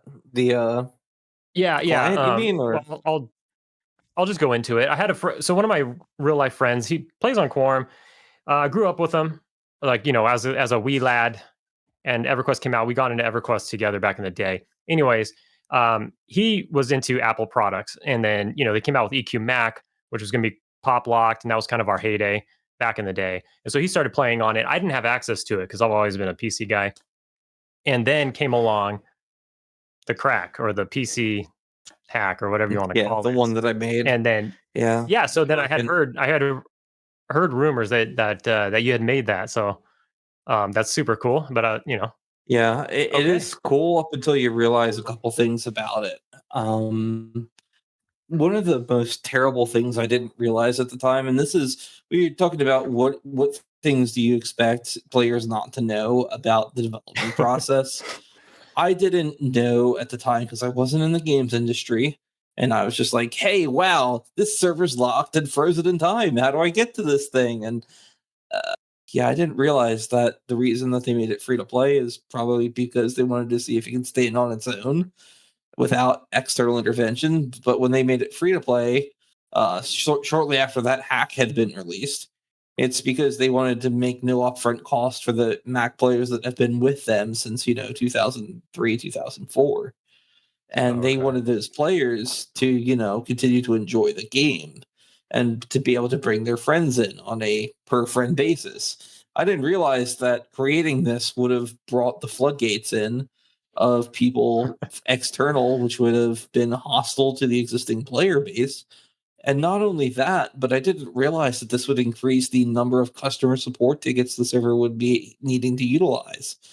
And if the server's not making any money, because it's quite literally free, there's a way to access it that is not present on the live game, and you're paying for one customer support agent to go in there and do things, and the game has one dedicated developer who does this as a hobby while working at the company, Hobart, then of course you're going to run into issues where their game is overloaded and has no ability to have customer support issues resolved.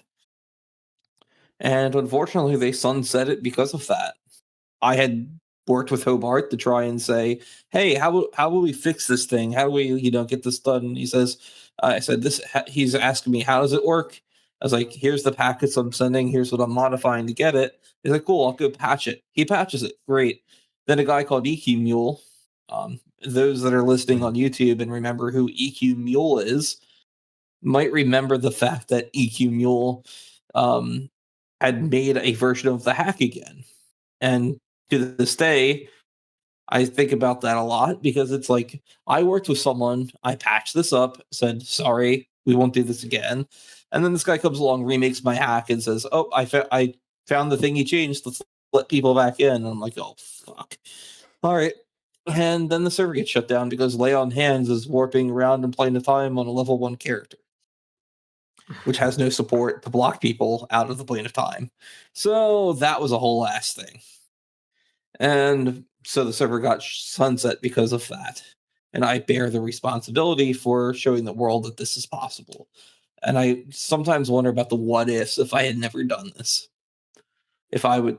I don't And know. instead of feeling that guilt, I channeled that guilt into helping with the EQMac emulator project, the Alcabor project. I did a lot of the early netcode. I could have had a EQMac emulator first. They were going to use the EQ Classic source code. I said, "Wait, I got this." I put 2 weeks of my life. I was just graduating high school at this time, so I had a lot of free time because I was unemployed, and I was trying to figure out my life. So I put 2 weeks towards making a version of the netcode, which is still used to this day, called EQ Old Stream, which allowed you to basically connect to an older version of the client to a modern EverQuest emulator server. There's still a video floating around where I had a Draken and the EQMac client in the same area. Not the EQMac client could not understand that that's a Draken, but the Reign of Fear 2 client could understand that that's a Draken. I had them interacting in the same area because I translated the packets coming in and out from an EQ stream to an EQ old stream and, matched up the opcodes and everything together. And I just wanted to see if I could do that. And recently, we're going to talk about Hightail again. I saw that someone made Minecraft and Hightail talk to each other. And I was like, "Hey, I did that thing. I did that thing, making 2 incompatible clients talk to each other." And I was like, it's cool to see people continuing the tradition of being a gremlin and making things happen that shouldn't really be able to happen. So when I talk about the kids are all right, that's what I think of a lot. Stuff like that. But then the kids aren't all right because I screwed something up for everyone, and I felt guilty. Eventually, the Alcapper project was made, and it was completed in 2024 or 2023, and they released it open source to the world. So, yeah. I don't think you bear all of that. I heard from like my friend who played there. There was a lot of other goings ons with the guilds with each other and all of that. So I don't think you bear. Yeah, well, I don't know. It enabled me to play with my friends, and I wasn't hostile towards anybody. So I'll thank you for it. Yeah, but for every one of you, there was like 7 people that weren't like you. Yeah, and there was unlimited boxing. That doesn't help either. I mean, yeah, the server's over capacity. People are leaving the live game or coming from P99 to go play this one thing and causing disaster pieces. Yeah, no, that was embarrassing for me in retrospect, but I've learned from it as a human being, and that's all you can do. You can't beat yourself up over the past. The only thing you can do is continue making correct choices and choices in benefit of society going forward. And really, that's where my moral compass has been guiding me so far. I made Quarm, and I made the right decisions with Quarm to keep it online, and I will continue to do that so long as I live, because that's the kind of person I am. So that's good. I'm glad you learned a lesson, but I don't know. I don't want to put so much blame on you, really. I am but so Shakerpaging as well. Oh, Shakerpaging. Shakerpaging. I love the concept that there's a weapon in the game which had a PvAOE, and people are like, "I'm going to figure out something that completely was not intended and abuse the crap out of it." that is quintessential EverQuest. Like, think about that. Camps weren't intended by the developers. You were supposed to just happenstance come along Quillmain. That was in one of the interviews with someone on the EverQuest team. Camps weren't intended. Quillmain was not supposed to be camped. People figured out the spawn mechanics, and they're like, holy crap, these people are crazy. Why are they trying to figure this out? And they're like, you put a rare item on it. That's why. So they want to know how to spawn that thing. So, yeah. Needless to say, Shakerpaging won't be making a return. Oh, you're asking me if I'm putting it in? No. No. I know you're not putting it in. I'm just saying, just to put it out there. I'm sure we won't see it. When was the Bard AoE cap going away? That was going to be your follow-up question, right? Yeah, sure. No, I'm very like anti power level. So I like bards doing their thing, but it does enable for a certain level of power leveling and stuff like that. Just not bards in general. I'm sorry. I mean the cap of like the pulling cap and all of that you've implemented in some of the zones. Yeah. Well, and, the pulling cap was intentional. I definitely want. Yeah. I need to get some water. By the way, I'm just going to step out for a second. I can still keep talking while I do this, but no, sure. The just like I'm a ghost. Yeah, go ahead. Hello, I'm a ghost. I'm a ghost. Ghost. But no, I'm my headset might cut out. We'll see. But yeah, the bard cap was intentional. I didn't want people to take up an entire zone. How's that fair to everyone else that exists, right? That's what I have to think about. What was that? Yeah, and I can't help but think about the deep and their the power leveling that has gone down in the deep. Did you know that that zone wasn't intended to be power leveled in? And do you know why? It was not intended. Is that what you said? Yeah, that's what I said. Sorry, I'm walking back to the keyboard. Well, I imagine every zone was intended not to be power leveled in, right? Well, they had certain resists on certain mobs that would randomly spawn in the grouping. So if you pulled them by accident, you still had to keep them in your AoE. And certain mobs in there would spawn with higher resist than normal. So you'd eventually get these mobs in the deep that you couldn't stun because it would be unreliable on the resist side of things. And unfortunately, that was never recreated. And when the resists were revamped on live, that was never kept. That's why both Chardock and the Deep are just so AoEable on live right now. And that's also why on P99 for the longest time, because they didn't have the right resist in, they didn't have that. That's why Chardock was AoEable. So, sorry, I had to let my. With all that being said, that's understandable. But yeah, that's why, that was never intended. And we have logs backing up and proving this. There's a whole EverQuest classic preservation documentation guide that Torvin of the Alcabra project made and just said, here's all the data that proves these things happening. Like, people might not know this, but there's a 3-second stun when you're running from a creature that's red that can randomly happen without the mob touching you. So long as you're running and you're running away and your character's in motion, you can be stunned for 3 seconds by a redcon. Don't know if you ever knew that. Wow. Provided you're close enough. Just little mechanical things that made the game challenging in comparison. And some people just never understand about these things, and we had to document them. There's temporary aggro that gets generated from sitting, and people are like, oh, that's sit aggro. We know it is sit aggro, but do we know how much it gives? We do because we parsed it. Do we know what the threshold is? We do because we parsed it. Did you know that there's proximity aggro from being inside the proximity of an NPC?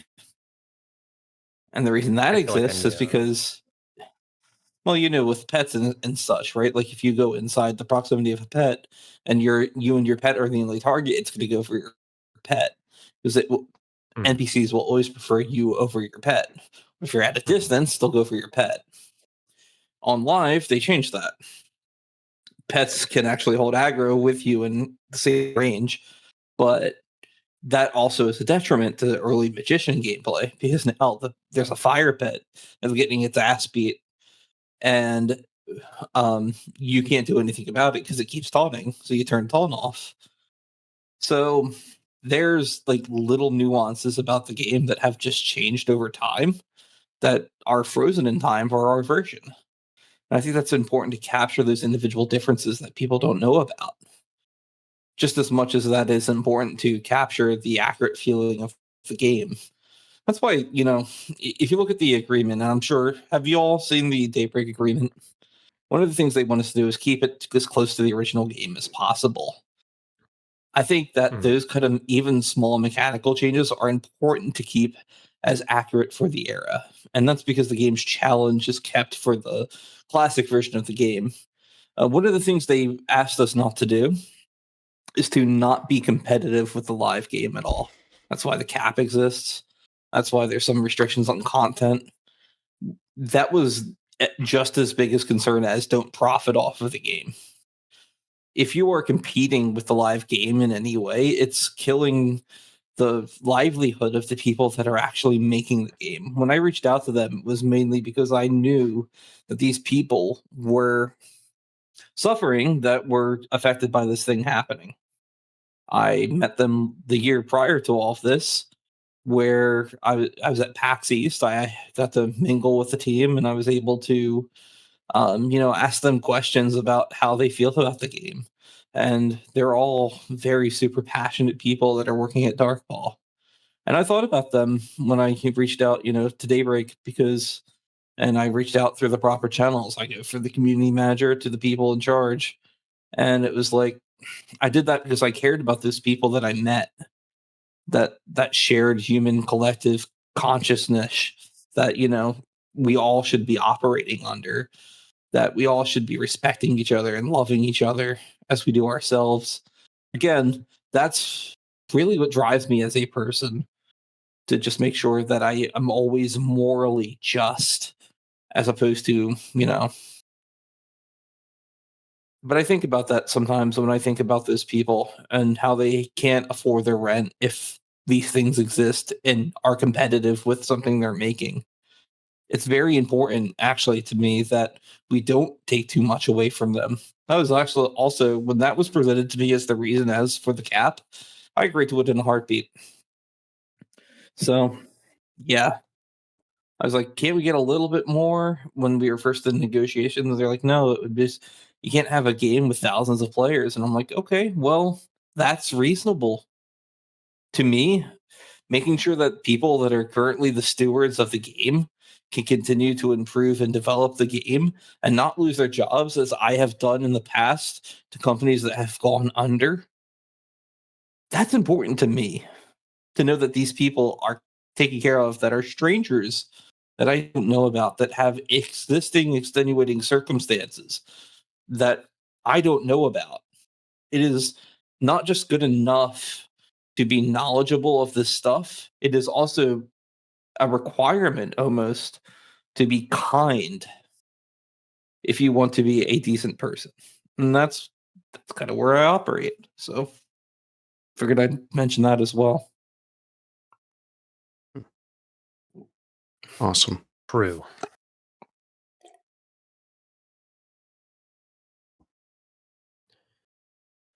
Sorry, a lot of long-winded conversations. I have a lot to say. No, this is great. That's perfectly fine. Thank you so much for doing this. Go ahead, Classic. Go ahead. Absorbing all the info. Yeah. I'm just absorbing all the information. It's great. We don't get to hear too much from both sides of the coin, if you would. Yeah. Too often. Neither do I. That's why I've had such a skewed perception of people for so many years. People that work on this game, people in other parts of the community. I've never really reached out and just looked out to them. That's why I like doing things like this. It's like getting to see different perspectives, getting able to see people in a very real and a very human interaction. I keep saying very real and very human, like I'm a robot. And sometimes that's mentally what you feel like when you're programming stuff 24/7. You feel like you're a machine that turns ideas into code, or code into ideas. And it's just, sometimes you just like to step back and actually talk to the people that you're in service of. And really, that's you have to be in some. This is not a public service job. That's far from what it is, but it's something in service of people who appreciate a certain genre that you also appreciate. That's why I come on these things and talk. It's a shared love for something we both all enjoy. So, kind of something that I've been wondering actually, and since you have the dev experience and all of that, you're the person to ask, I guess. But is there like, so there's adjustments in XP rates and there's Zems and all of this kind of stuff, and AA experience I think is kind of, what is it? It's based on like level 51, I think, something right? like that. Something Yeah, like there's that. a set amount and you have to keep reaching it. Yeah. So then is there a way, I guess, on the technical side to increase, say, increase or decrease the rate of AA experience opposed to just the overall experience? Yeah, there Or is. the And the reason we haven't done it is because we want to keep it as original to the game as possible. Even though we have a higher Zem, you're still getting more experience to AA because it requires less. Mhm. So the percentage is higher because you need less experience to gain a level, because the zone experience modifier modifies the base Right. experience you get for a kill, and therefore it's inherently faster than it was back in the era. But on the same thing, you don't want to make it too fast, because if it's too fast, then people are going to run out of things to do extremely quickly. And there's people that are already capped out on EAs, and I'm like, what the hell? Go Yeah. touch grass. Yeah, because Like, Gillies. the hell? Okay. Yeah. So, because I don't know. How are you feeling about like the Luclin XP? If you wouldn't mind touching on that. I think I like the idea that we're trying right now, which is that in February, we're going to go back to classic hot zones and just Oh, give okay. people a variety of things to go explore. And I think that we need to rotate that out of what people are exploring, just because I want people to see the world. I don't want Yeah. people to Yeah. just sit in their Taskmaster camp 24/7. I want people to go back to Right. Lower Cock, go back and kill some dwarf guards just because you're an ogre. Go kill I some do too. Telfin guards because you want some, vine steel swords. Go back to Felwith and get some two-handers. Go have fun and Okay. explore places you wouldn't normally explore. Isn't that I really think what I an adventure somehow game is missed that. about? Oh, I didn't really announce it too publicly. It's just going to happen one day and people are going to Okay. notice it. So, That's good. yeah. That's good, because as much as I like Luclin, and I think it is correct. Luclin's like the new expansion. It just came out. Well, Well, the formally, I raids don't know. just did, but Yeah. Yeah, and I think it's good to kind of get people to go there because they weren't going there, and you realize that, and so you've kind of funneled them to get in there. But it's very hearing that simple. there It's will, like, yeah, it's primitive monkey brain stuff, right? Like, yeah, you're like, you like want sheep people to herding. go new content, please go. Why no go new content? It sucks. Okay, I'll make it not suck. Oh, now I'm going to new content. Okay, they've had Yeah, fun in new content. Where's new content?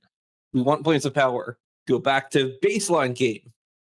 You are now more powerful because you got more AAs and you got higher level on your alts. Go back to this stuff and go have fun with it. Isn't that kind of what an MMO is? A living product. And in this case, it's a living hobby project with a community that loves it. They're going to, in simplest terms, appreciate seeing a variety of things and not just the same thing every time they log in. That was one of the driving factors for nerfing Vexar, for example.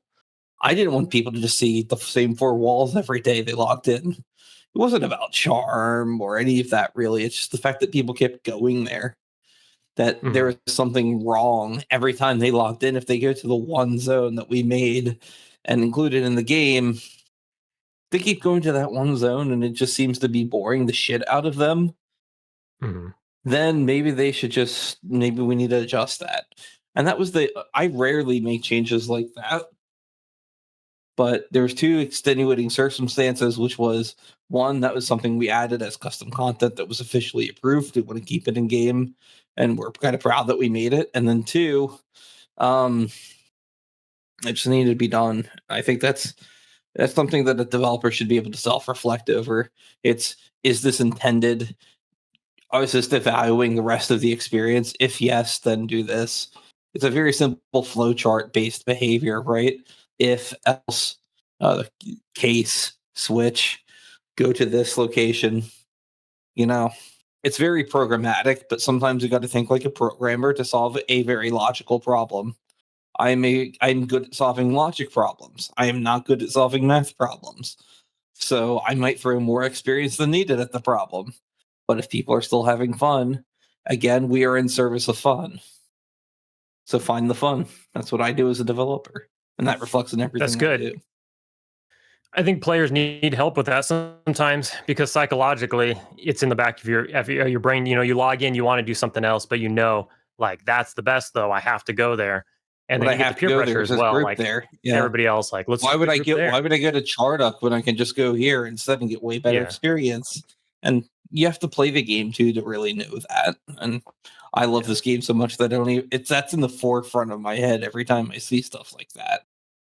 It's not about it's almost a guilt and embarrassment over it too, right? Like you don't want the game to be so cheap and devalued that it's so simplified and formulated.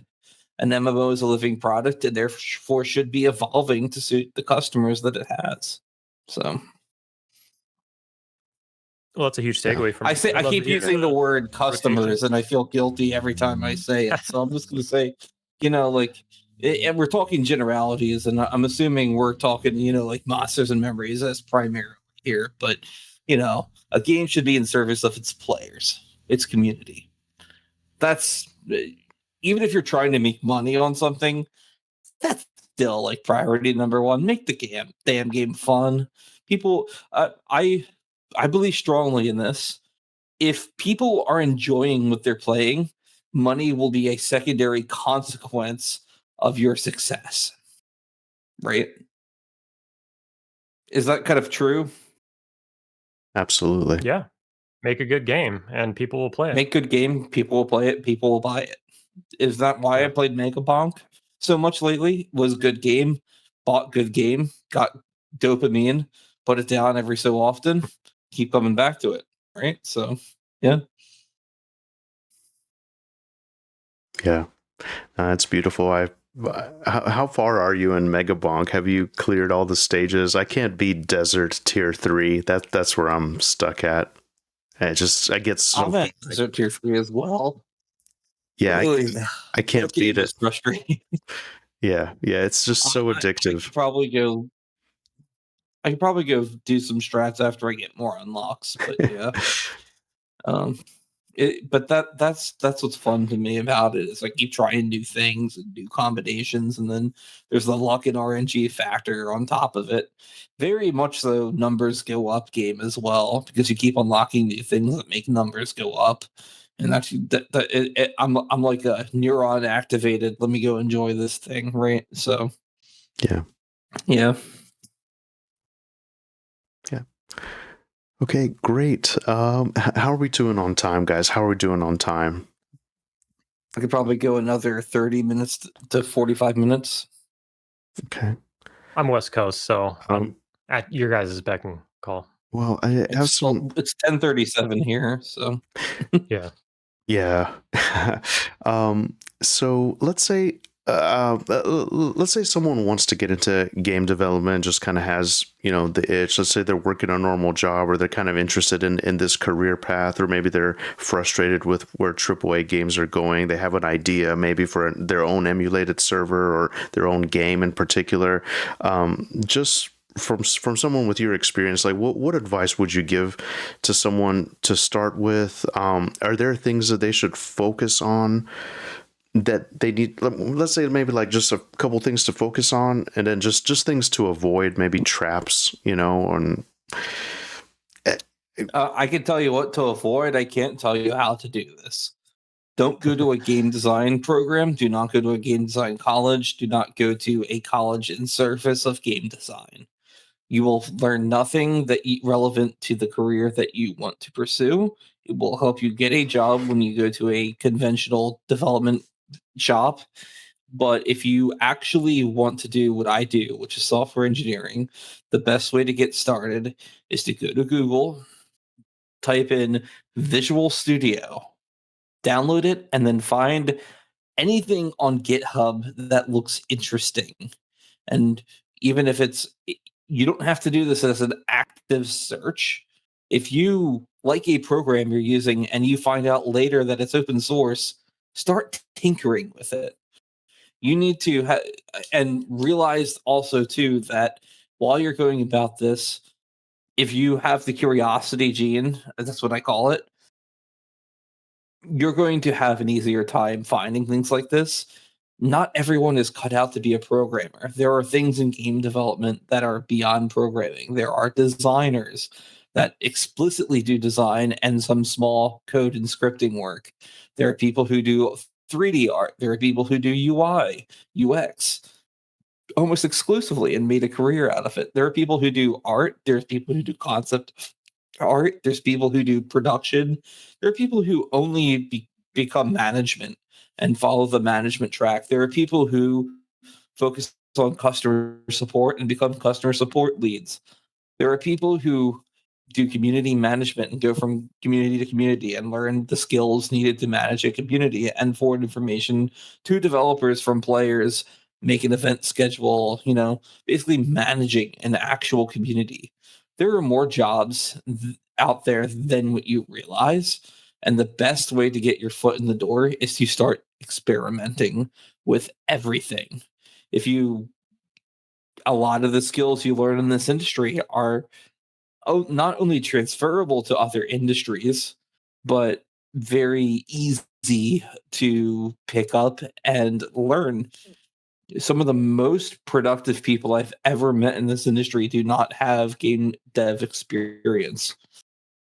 I mean, I've met people that work on cranes and are some of the most impressive engineers that I've worked with. I've worked with, staff and principal software engineers that are not as good as this guy. And he's not a career software engineer at all. He has no games industry experience. But the fact that he can put shit together like crazy fast really goes to show you that all it takes is passion, motivation, and the interest to do something. And I like people that are, first getting into game development to realize that it is more important to be driven than it is to be knowledgeable. The knowledge will come over time, but if you do not possess the drive and curiosity it is to pull something like this off, you're not going to succeed. If you want to succeed, push yourself to do things you haven't done before and keep at doing that. I bring myself out of my comfort zone to do very simple things lately. Like getting an office was a big change for me. I didn't know if I could handle getting up, and my body is falling apart every day. I wake up and lug my laptop over here. My back's killing me. I have other pains, but I didn't know that I could do this. I didn't know that I could feel the way that I feel. And because I'm pushing myself and trying new limits, I'm able to do something new that I haven't. I had to try a new medicine that I do through injectables lately. I had to, prime a needle. I had to take the needle and I had to stab myself in the stomach with the needle. Once I've, primed the needle and, draw the thing using the syringe and everything to inject myself with that medicine. I didn't know how the hell to do that. I had someone show me a few times and then I did it myself. Same thing goes with software engineering. You learn through trial and error and experience. And that goes for a lot of things in the industry too. Make it your craft. Don't just make it a career. And you'll see results. That's what my advice would be to anyone that wants to get in the games industry. And be yourself and be authentic in the process. You'll find that if you are more true to your heart, you'll have an easier time making decisions. I wish I could go back and tell myself that. I did a lot of things in services of people who weren't in service of me throughout my career.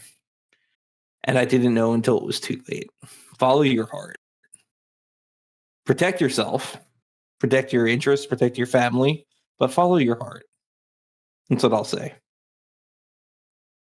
Your Wow. wisdom is increasing. That's over time. amazing. That's amazing. That's great life advice in general. I mean, in general, yeah. Wow. Okay, great. Just kind of want to go through a few indie MMO projects here while we have the time. So we've touched on Monsters and Memories a lot, but what stands out about it to you so far? I was gonna ask, do you plan to play it? It seems like you're not gonna have much time just because you're so busy to play it. And then also just if you could just kind of bottle up a message and send it to the Monsters and Memories dev team, what would you tell them? I tell them, keep it up. You're doing a great job. And I'd say that even though I won't be playing it due to my own, time constraints, and some of that might be because I don't enjoy what is being made fully anymore to the level and extent that you're making it, I want to see more of you.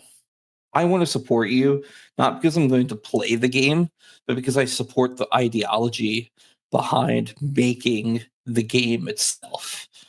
The transparency, the insight to things that people would never in their lives have access to because of your development efforts is something to be lauded. And you make me incredibly proud, both Nick and Ali, going in here and just completely nailing it out of the park when it comes to being professional, when it comes to being kind and compassionate to the community, to when it comes to being kind and compassionate to your fellow colleagues and supporting each other. And also thank you, Ali, for also all the things you've been doing for us here at Project Quarm as well. I greatly appreciate that. I don't think people know that I'm not going to go into it here, but Ali did a lot of things for us early on, and it was really appreciated. And for Sean, thank you for just having a couple chats. I think it's very important to start talking about game development in a very open capacity compared to what people, it humanizes the people behind these games.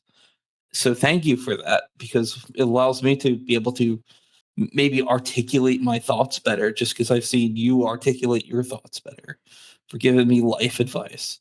And it's amazing. It's amazing that people have access to these resources through platforms like Twitch, through platforms like YouTube, that have access to see insight on something that people previously thought for years and years was an invisible process that just never happened.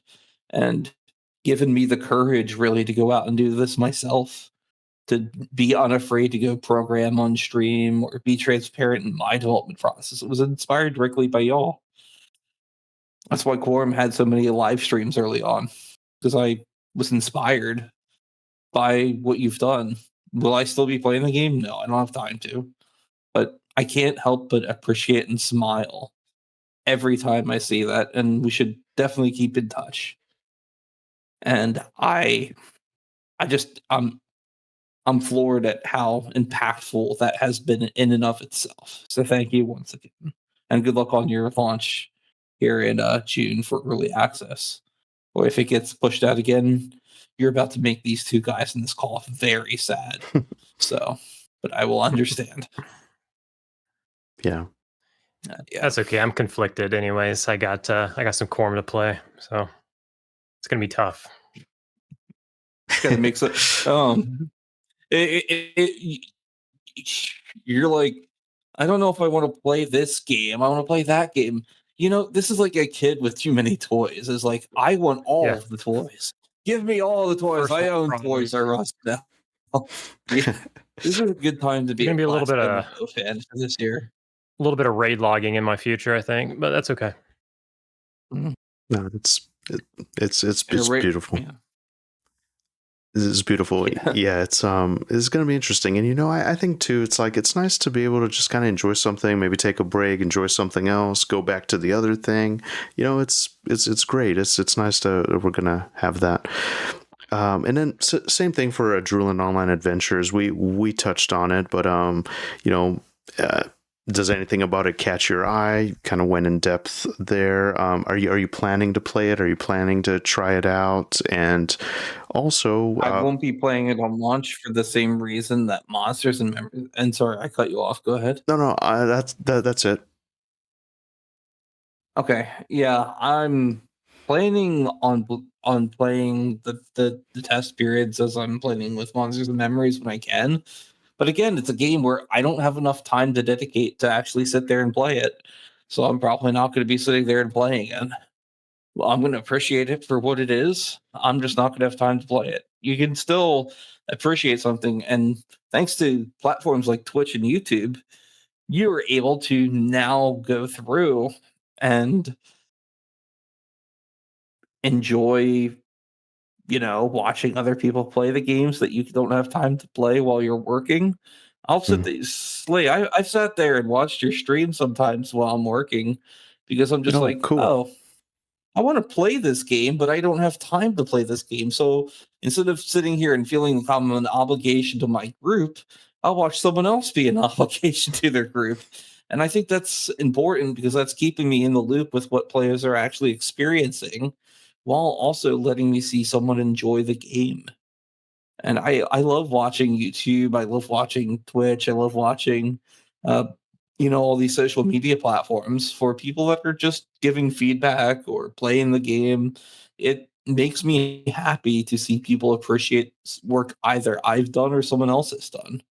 So I'm probably going to be watching more on, I have Twitch Turbo, so I'm just picking random channels and watching them sometimes because it gives me insight to things that I wouldn't otherwise have insight into because of my time restrictions. So, yeah, I'll be sitting in bed late at night and I'll pull up EverQuest and I'll see people's streams on there and I'll be like, oh, that's cool. I really appreciate to see this, and yeah, it's wonderful. It's just wonderful, and I'm glad and fortunate that these projects like AOA and M&M exist. I just don't have the time. I wish I did. I got you. Yeah. I feel you. No worries. Same for me. Yeah, I'm always pulling up a random stream and myself, and yeah, it's nice. And I finally caved in to Twitch Turbo as well, so it's nice being able to jump around without, hanging out for 3 seconds and just getting hit with an ad right off the bat for 3 minutes. What about Pantheon? What do you hope Pantheon gets right? What do you, if you could bottle up one message to Joppa and the Pantheon team, what would you say? I did hear you on Zaid's podcast. Obviously, like the team has suffered, setbacks and kind of different things, and I think I'm just kind of paraphrasing here, but it's something that it could have maybe been. It's going to be hard for me to say anything negative about Pantheon because of that Breath of the Wild freaking climbing system they added. That is the kind of innovation that the industry continues to need and desperately never gets. I think that there's a lot of concepts in Pantheon that are held back by the lack of available content. And that is not an easy problem. I would, if I was them, shut the game down, which would basically be a death spell for the game.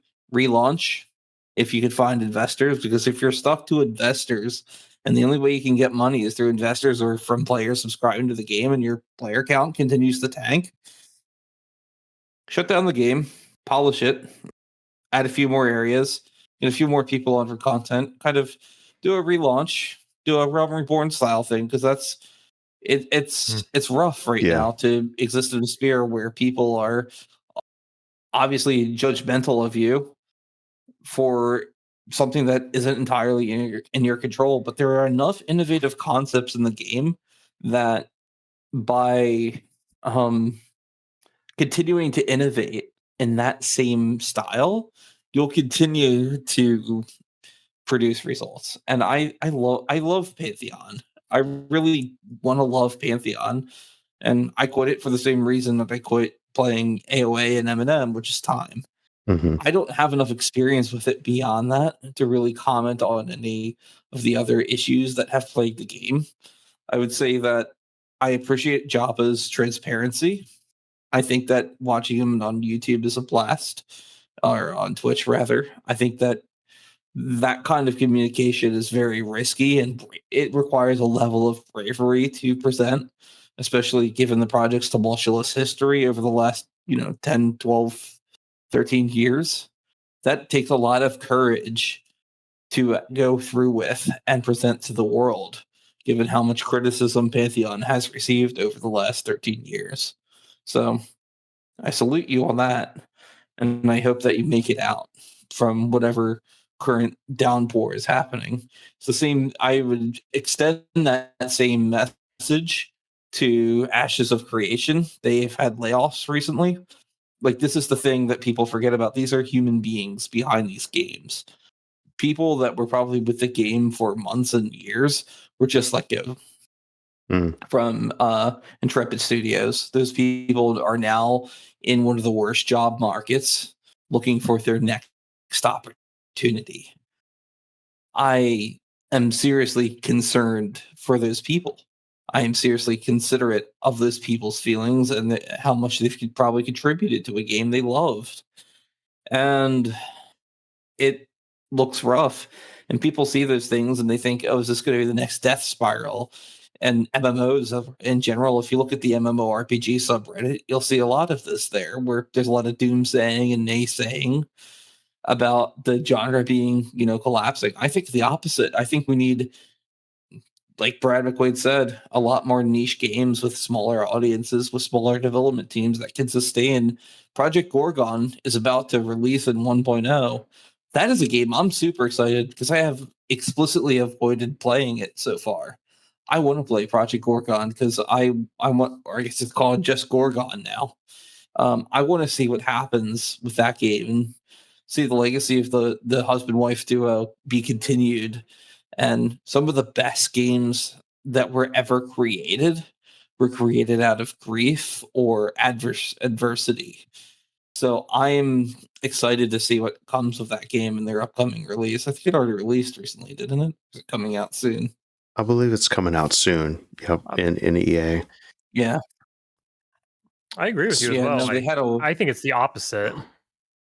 Mhm. Like the namesake of this podcast, the golden age of MMOs. I think we're coming back into it where some of the discussion we're having tonight is there's so many good MMOs we want to play. We just don't have enough time to play them all. So we have to pick and choose. Yeah, it's January 28th, 2026 for Project Gorgon. That's right. Wow. That is a week. Yeah. That's a week from now. Yeah. I'm excited to see that one. That's one I might actually buy to support the development team. Losing your significant other to something as drastic as that is something I can't fathom. If I lost my wife, I don't know what I would do right now. I love her to death. She's my everything. And to go through that and still ship a game despite all odds, kudos to them. I think that should be appreciated. I think there's a lot of humanity in developers that just gets ignored for tribalism and other reasons, criticisms of things developers can't control. Some developers, more deserving of this than others, of course. But, people are consciously choosing to promote NFTs or Web3 stuff in their games or putting AI slop in their games versus developers who are genuinely, dealing with legitimate grief and legitimate problems. If you ever looked at Kira TV's channel, for example, there's a lot of coverage of game developers that do not deserve that same respect because they haven't earned it and they demand that respect because they're using certain technologies. And I'm just like, that doesn't make any sense. Players dictate what is fun. Developers can't just force people to like something that isn't fun. And if it's niche enough that people are enjoying it, cater to that niche. And that's what just people have to do, man. It hurts me every time I see some AI slop or some concept art that was made through AI or some generative AI thing, and people love AI in the EverQuest community. You look on the EverQuest Facebook, I look at there sometimes, and there's a bunch of people that are like making generative AI versions of their characters in higher quality and stuff. And I'm like, that's cool and all, but the game's not going to look like that. And quite honestly, I don't think many people want the game to look like those high res AI images. They want the game to be fun, first and foremost. They want to appreciate what's currently there. They don't care what it looks like. If people really cared what games look like to the current day and age, Hytale would not exist. They want it to be stylized. They don't need it to be ultra realistic. They don't need it to be like brown and terrainy, and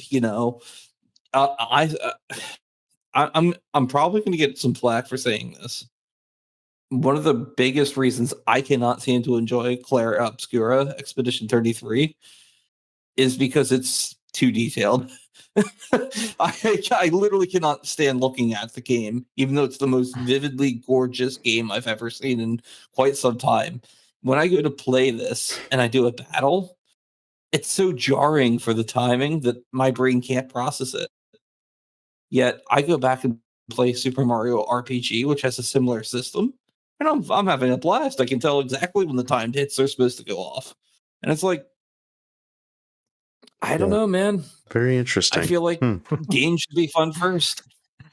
Yeah. And Clara Obscura won Game of the Year, and I'm like, I bet you it's because of the story, and by golly, it was. It's yeah. I love that game. Stories can be told separate to gameplay.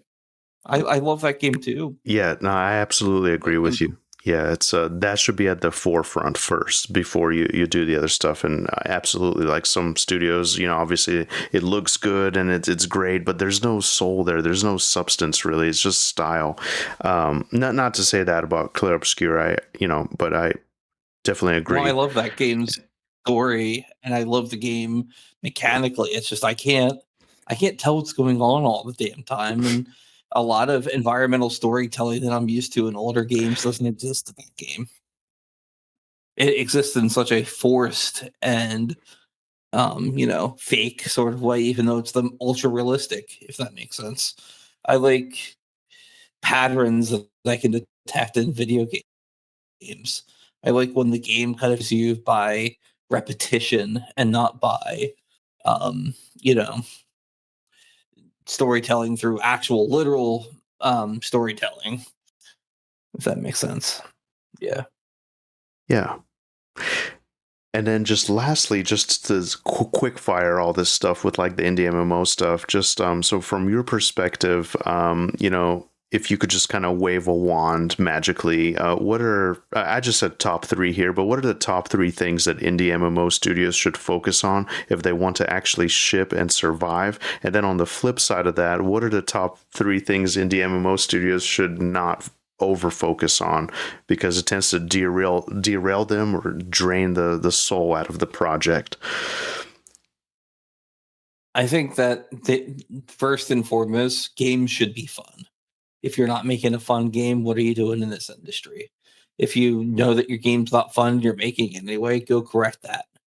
That is the first and foremost thing you should be doing. In terms of top priority, that's number 1. In terms of what they should be doing to survive, I guess number 2 would be focus on the positives. Keep listening to the community that's there before you don't have them. I think that is something that's very important for game developers to do, listening to the people who they've cultivated. Because even if you didn't intend something to be some way, sometimes you as the developer have to be humble enough to toss an idea out and be able to take or embrace the things from the people that are actually the end consumer of your product. And then 3, make sure that you have a plan to survive as a studio, not just survive as a game you want to build. There are things that you have to do in servitude of, survival of the studio. And a lot of that is making judgment calls that you might be uncomfortable with. And I just remember that those first 2 things come first over that third thing. And what they shouldn't do.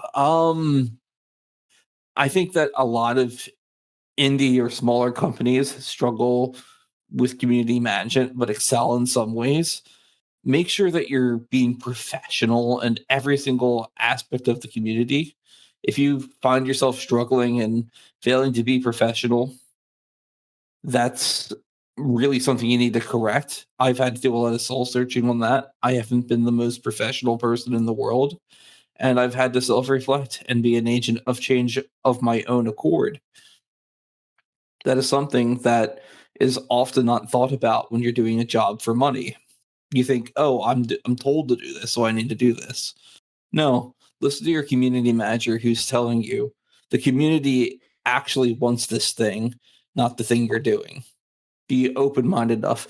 Likewise, don't put the community manager in the line of fire or anyone that's public facing in the line of fire to the point where they are getting stressed and to the point where they are making mistakes. You are a synergistic unit of love for both the game you're creating and the community you fostered. Keep that in mind. And as I said before, money will become a secondary consequence of a successful product. Beautiful. So, Beautiful. Classic. Do you have anything? I got a quick one. This random question that I had on my mind is like, what's a for upcoming indie style MMOs or classically inspired MMOs? Like, what's a mechanic that's important for you for them to have in the game? Like for me, like corpse runs are important to me. Some people hate them. There's a lot of people that hate them, but for me, it changes the way you play the game. It changes the dynamic of the game. And so that's like a mechanic. I'm going to say something completely heretical, and I want to say the opposite. I don't want to do another corpse run for 6 hours. I actually don't. I don't want to have to go get my spell book every time I die. I don't have time for that. Okay, I think that if you are making mechanics in search that intentionally waste time in a game where you have to subscribe a monthly subscription, give people a way to avoid that entirely, or just remove the damn mechanic. People want to have fun in their games. Anything that they do I just wish I could rip out a lot of that design, and I feel like anything I make will be in favor of ripping out the design and making the game casually accessible. I dislike corpse runs. I dislike that I have to remem all my spells and it takes 2 minutes when I die. I dislike that and I've always disliked this, and I think back into the day of like 2001, and I know why they existed. They needed to, break up the game's pace. But then I played Final Fantasy XIV, where buffing took seconds, and now there's no buffing before a fight starts, besides maybe hitting your DPS buff before you engage. And I'm thinking to myself on that one and thinking, well, damn, I don't want to go back to the way things were. I want to have something game that respects my time. And it's okay if you're making a game like that, but just keep in mind, not everyone's going to want that in the game. And I think that's important to consider. You can still have a classic game without having all the junk added onto it. And if your game isn't fun when you remove all of that time wasting behavior, then maybe focus on why the game isn't fun. Because again, that's what the fundamental problem is. You can still have a exciting game in Classic EverQuest if you were to remove all of the inconveniences. I mean, why do you think that one server was so popular? If they, who knows? I have no idea what they could have accomplished. I know why. They removed all the inconveniences out of it. Yeah, but and they said, "Hey, and that's fine too." I think that's important for people to realize that if you're a classic MMO dev and you know that your players are going to love that stuff, include it. If you don't know, don't include it. If you need to wait for feedback to see if you should, get the feedback and act on it, or don't act on it if you think it's fine. Be the arbiter of your own idea and make changes and pivot as required. That's what I would recommend. What do you say to like I have this feeling where if you're not punished for death in some sort of way, like maybe a corpse run or something, then that takes away like the exploration aspect, or people don't fear going deep into dungeons.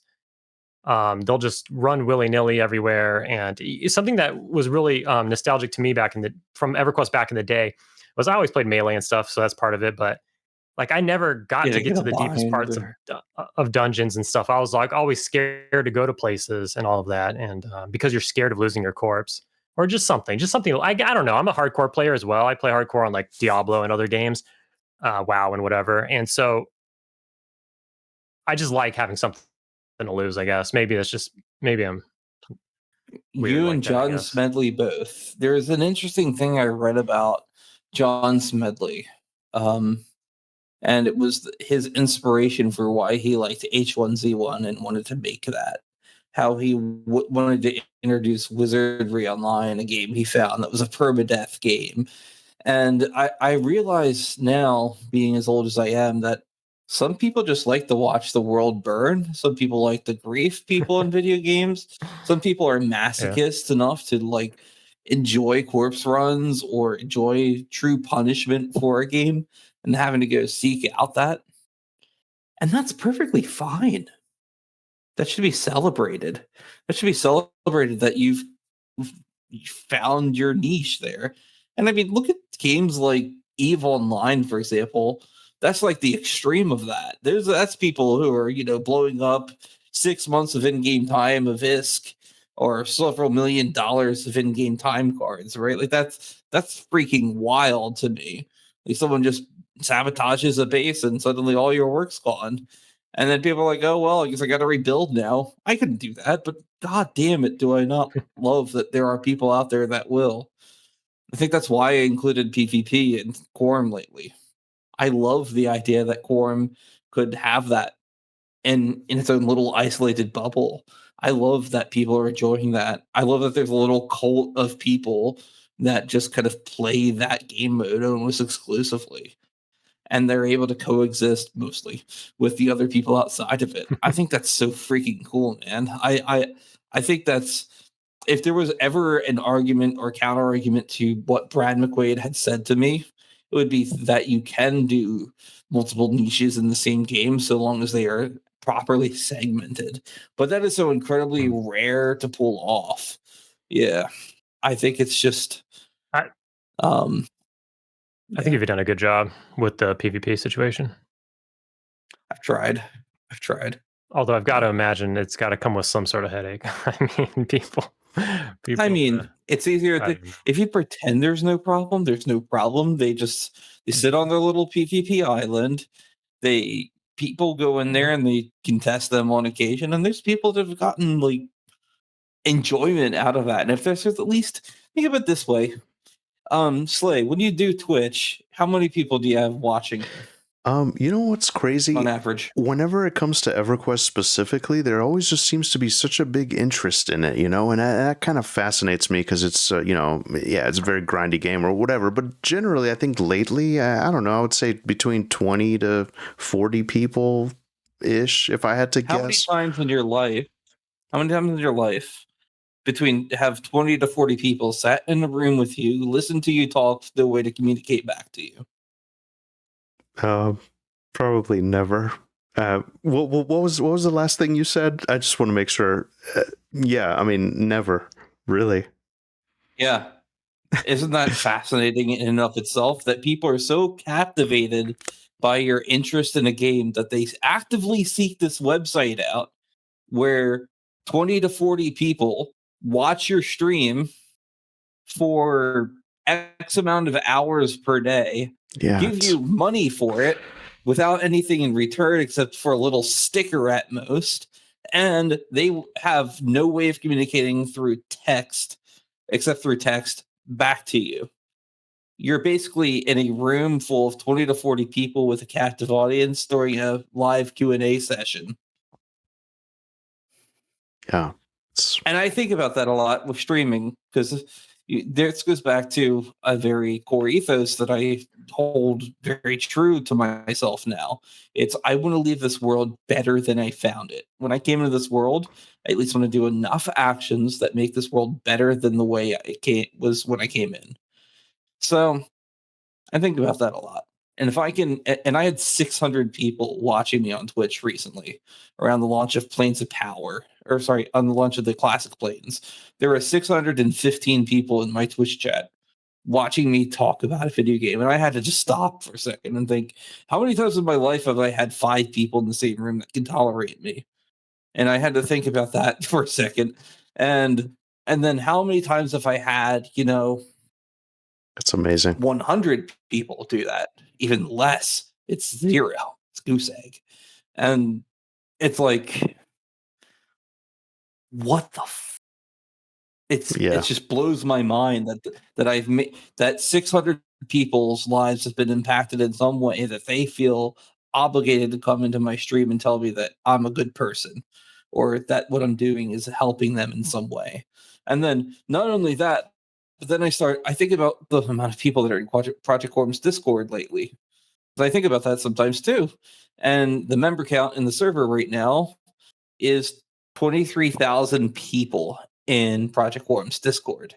That means over the course of this entire project, 23,000 people have been impacted enough to stay around in a server. And then I query the database and see how many of those are active players. It is crazy that 25% of the people that are currently in the database remain active to this day. There's only like 200,000 accounts in the database, and 25% of them stick around still in the last 30 days. That's insane to me. Yeah. That's crazy. Wow. It's a good server. Yep. Yeah. And I think about the captive audience comparison and the public servitude thing and all this. And I think that I'm not important. In the grand scheme of things and the grand scheme of the cosmos, probably not. But if at least made 23,000 people's lot, or if we assume that, and we remove IPs for everything, assuming that I've made somewhere along the lines of 120,000 people's lives better. That might not be a lot in the grand scheme of things. That's like the population of a couple small towns. But I've made this world better than I found it. And I need to do everything to continue to improve that. Because that way, the day I leave this earth in this mortal coil, I'll be able to at least rest well knowing that I've done something kind. So, a little bit philosophical, I guess, but damn it if I don't just love this fucking universe that I've somehow ended up in. Because it's like, it means a lot. It means a lot that y'all had been like, yeah, that sounds cool. We have so many questions to ask you. That's freaking humble, man. I have to be humble because I'm like, what the hell? How'd this start from me, killing a couple rats in a sewer as a cool idea to this? That's freaking wild, man. And then being at the center of all this fucking, getting this agreement. Oh my God, my life has been so impacted in the best way by this game. Getting a job because someone played on the game and referred me for a job. Oh my God. Like, this is nuts. And if I had this experience, imagine how much more friendships have been made by this experience existing. And that's really what it's all about. It's good that it's not all It's beautiful. It's not all of you giving, that you're actually getting something back too, in like I am getting a job and all that kind of stuff. Because you have given us a lot. It's wild. I didn't expect to get anything in return. That's the difference as well. So yeah, you don't go. If you told me when I was 11 years old, if I were to do this, I'd be able to get a job in a molder, doing what I love. Like, what the hell? I would be like, you're crazy. That will never happen for me. And I think for most people, they think the same. And realistically, maybe this is a freak accident made out of, a love for doing something, but who knows? So, yeah. Yeah. That's beautiful. Wow, I think I think we got it. I think that's a good sort Is that all the questions? philosophical note to end it on. I believe so. I glossed over it. We're jumping around quite a bit. I did have some quick kind of fun personal Rapid ones, fire? maybe to end like rapid fire. Just if you feel like Sure. it. Do you have a Sure. Okay, so like whenever you're working, do you like music? So sometimes, like for me personally, like music kind of distracts me. Like if I'm really thinking about something, or do you like podcasts? Do you like silence? Do you like? It's music. Do you It's have got a to be certain? music and silence. This is going to be sound very embarrassing, but I love 90s Euro dance, Euro pop, and stuff. I love Hell listening yeah! to that stuff, like Aqua. I'll listen to a lot of that stuff, and I'll listen to some like early 2000s new metal. I'll Very also cool. listen to You a Venga this is gonna Boys sound enjoyer? the Vanga boys are coming and everybody's jumping. New York, San Francisco. I hate to say That's the it. disco. So, That's cool. Very but interesting. yeah. I also listen to, and this is because I'm a freaking weeb, a lot of nightcore, like happy hardcore tracks as well. Because I'm like I don't think I've ever escaped my 2010 scene phase. So yeah, that's what I Nice. listen to. Great. Just energizing stuff to keep me pumped while I'm working. Yeah. So yeah. How Next about one. okay, all right.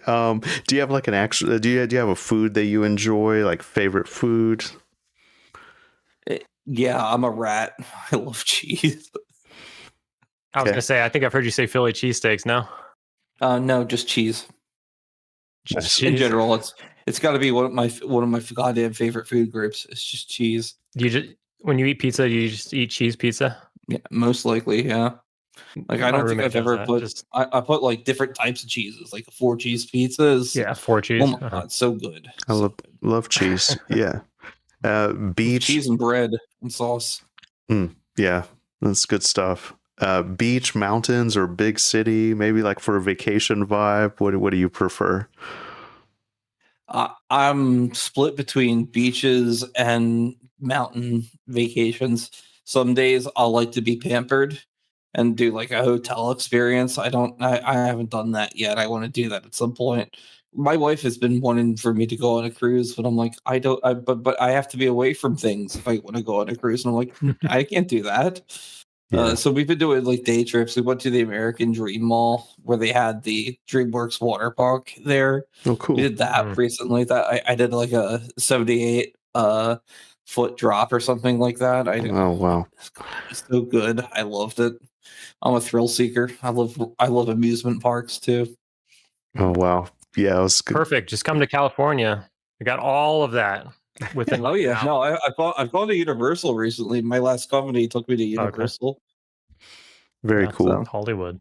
Very cool. Fun fact: I've never been on a cruise. I've always wanted to. I'm like afraid of the deep ocean and what horrors lie under there, and I'm always worried Yeah. about like the ship just kind of just being out in the water. I don't know. And I'm the opposite of a thrill seeker, like roller coasters, all that kind of stuff. I get motion sickness. I'll throw up. That's kind of weird. What about like favorite book? Do you have a favorite book, favorite show, like anything along those lines? favorite book, favorite show. Just trying to rapid fire here, and I know we're Yeah, running out of I'm time. trying to think. I know. Trying to think. The favorite movie. God, I really liked Office Space. That movie. It's a classic.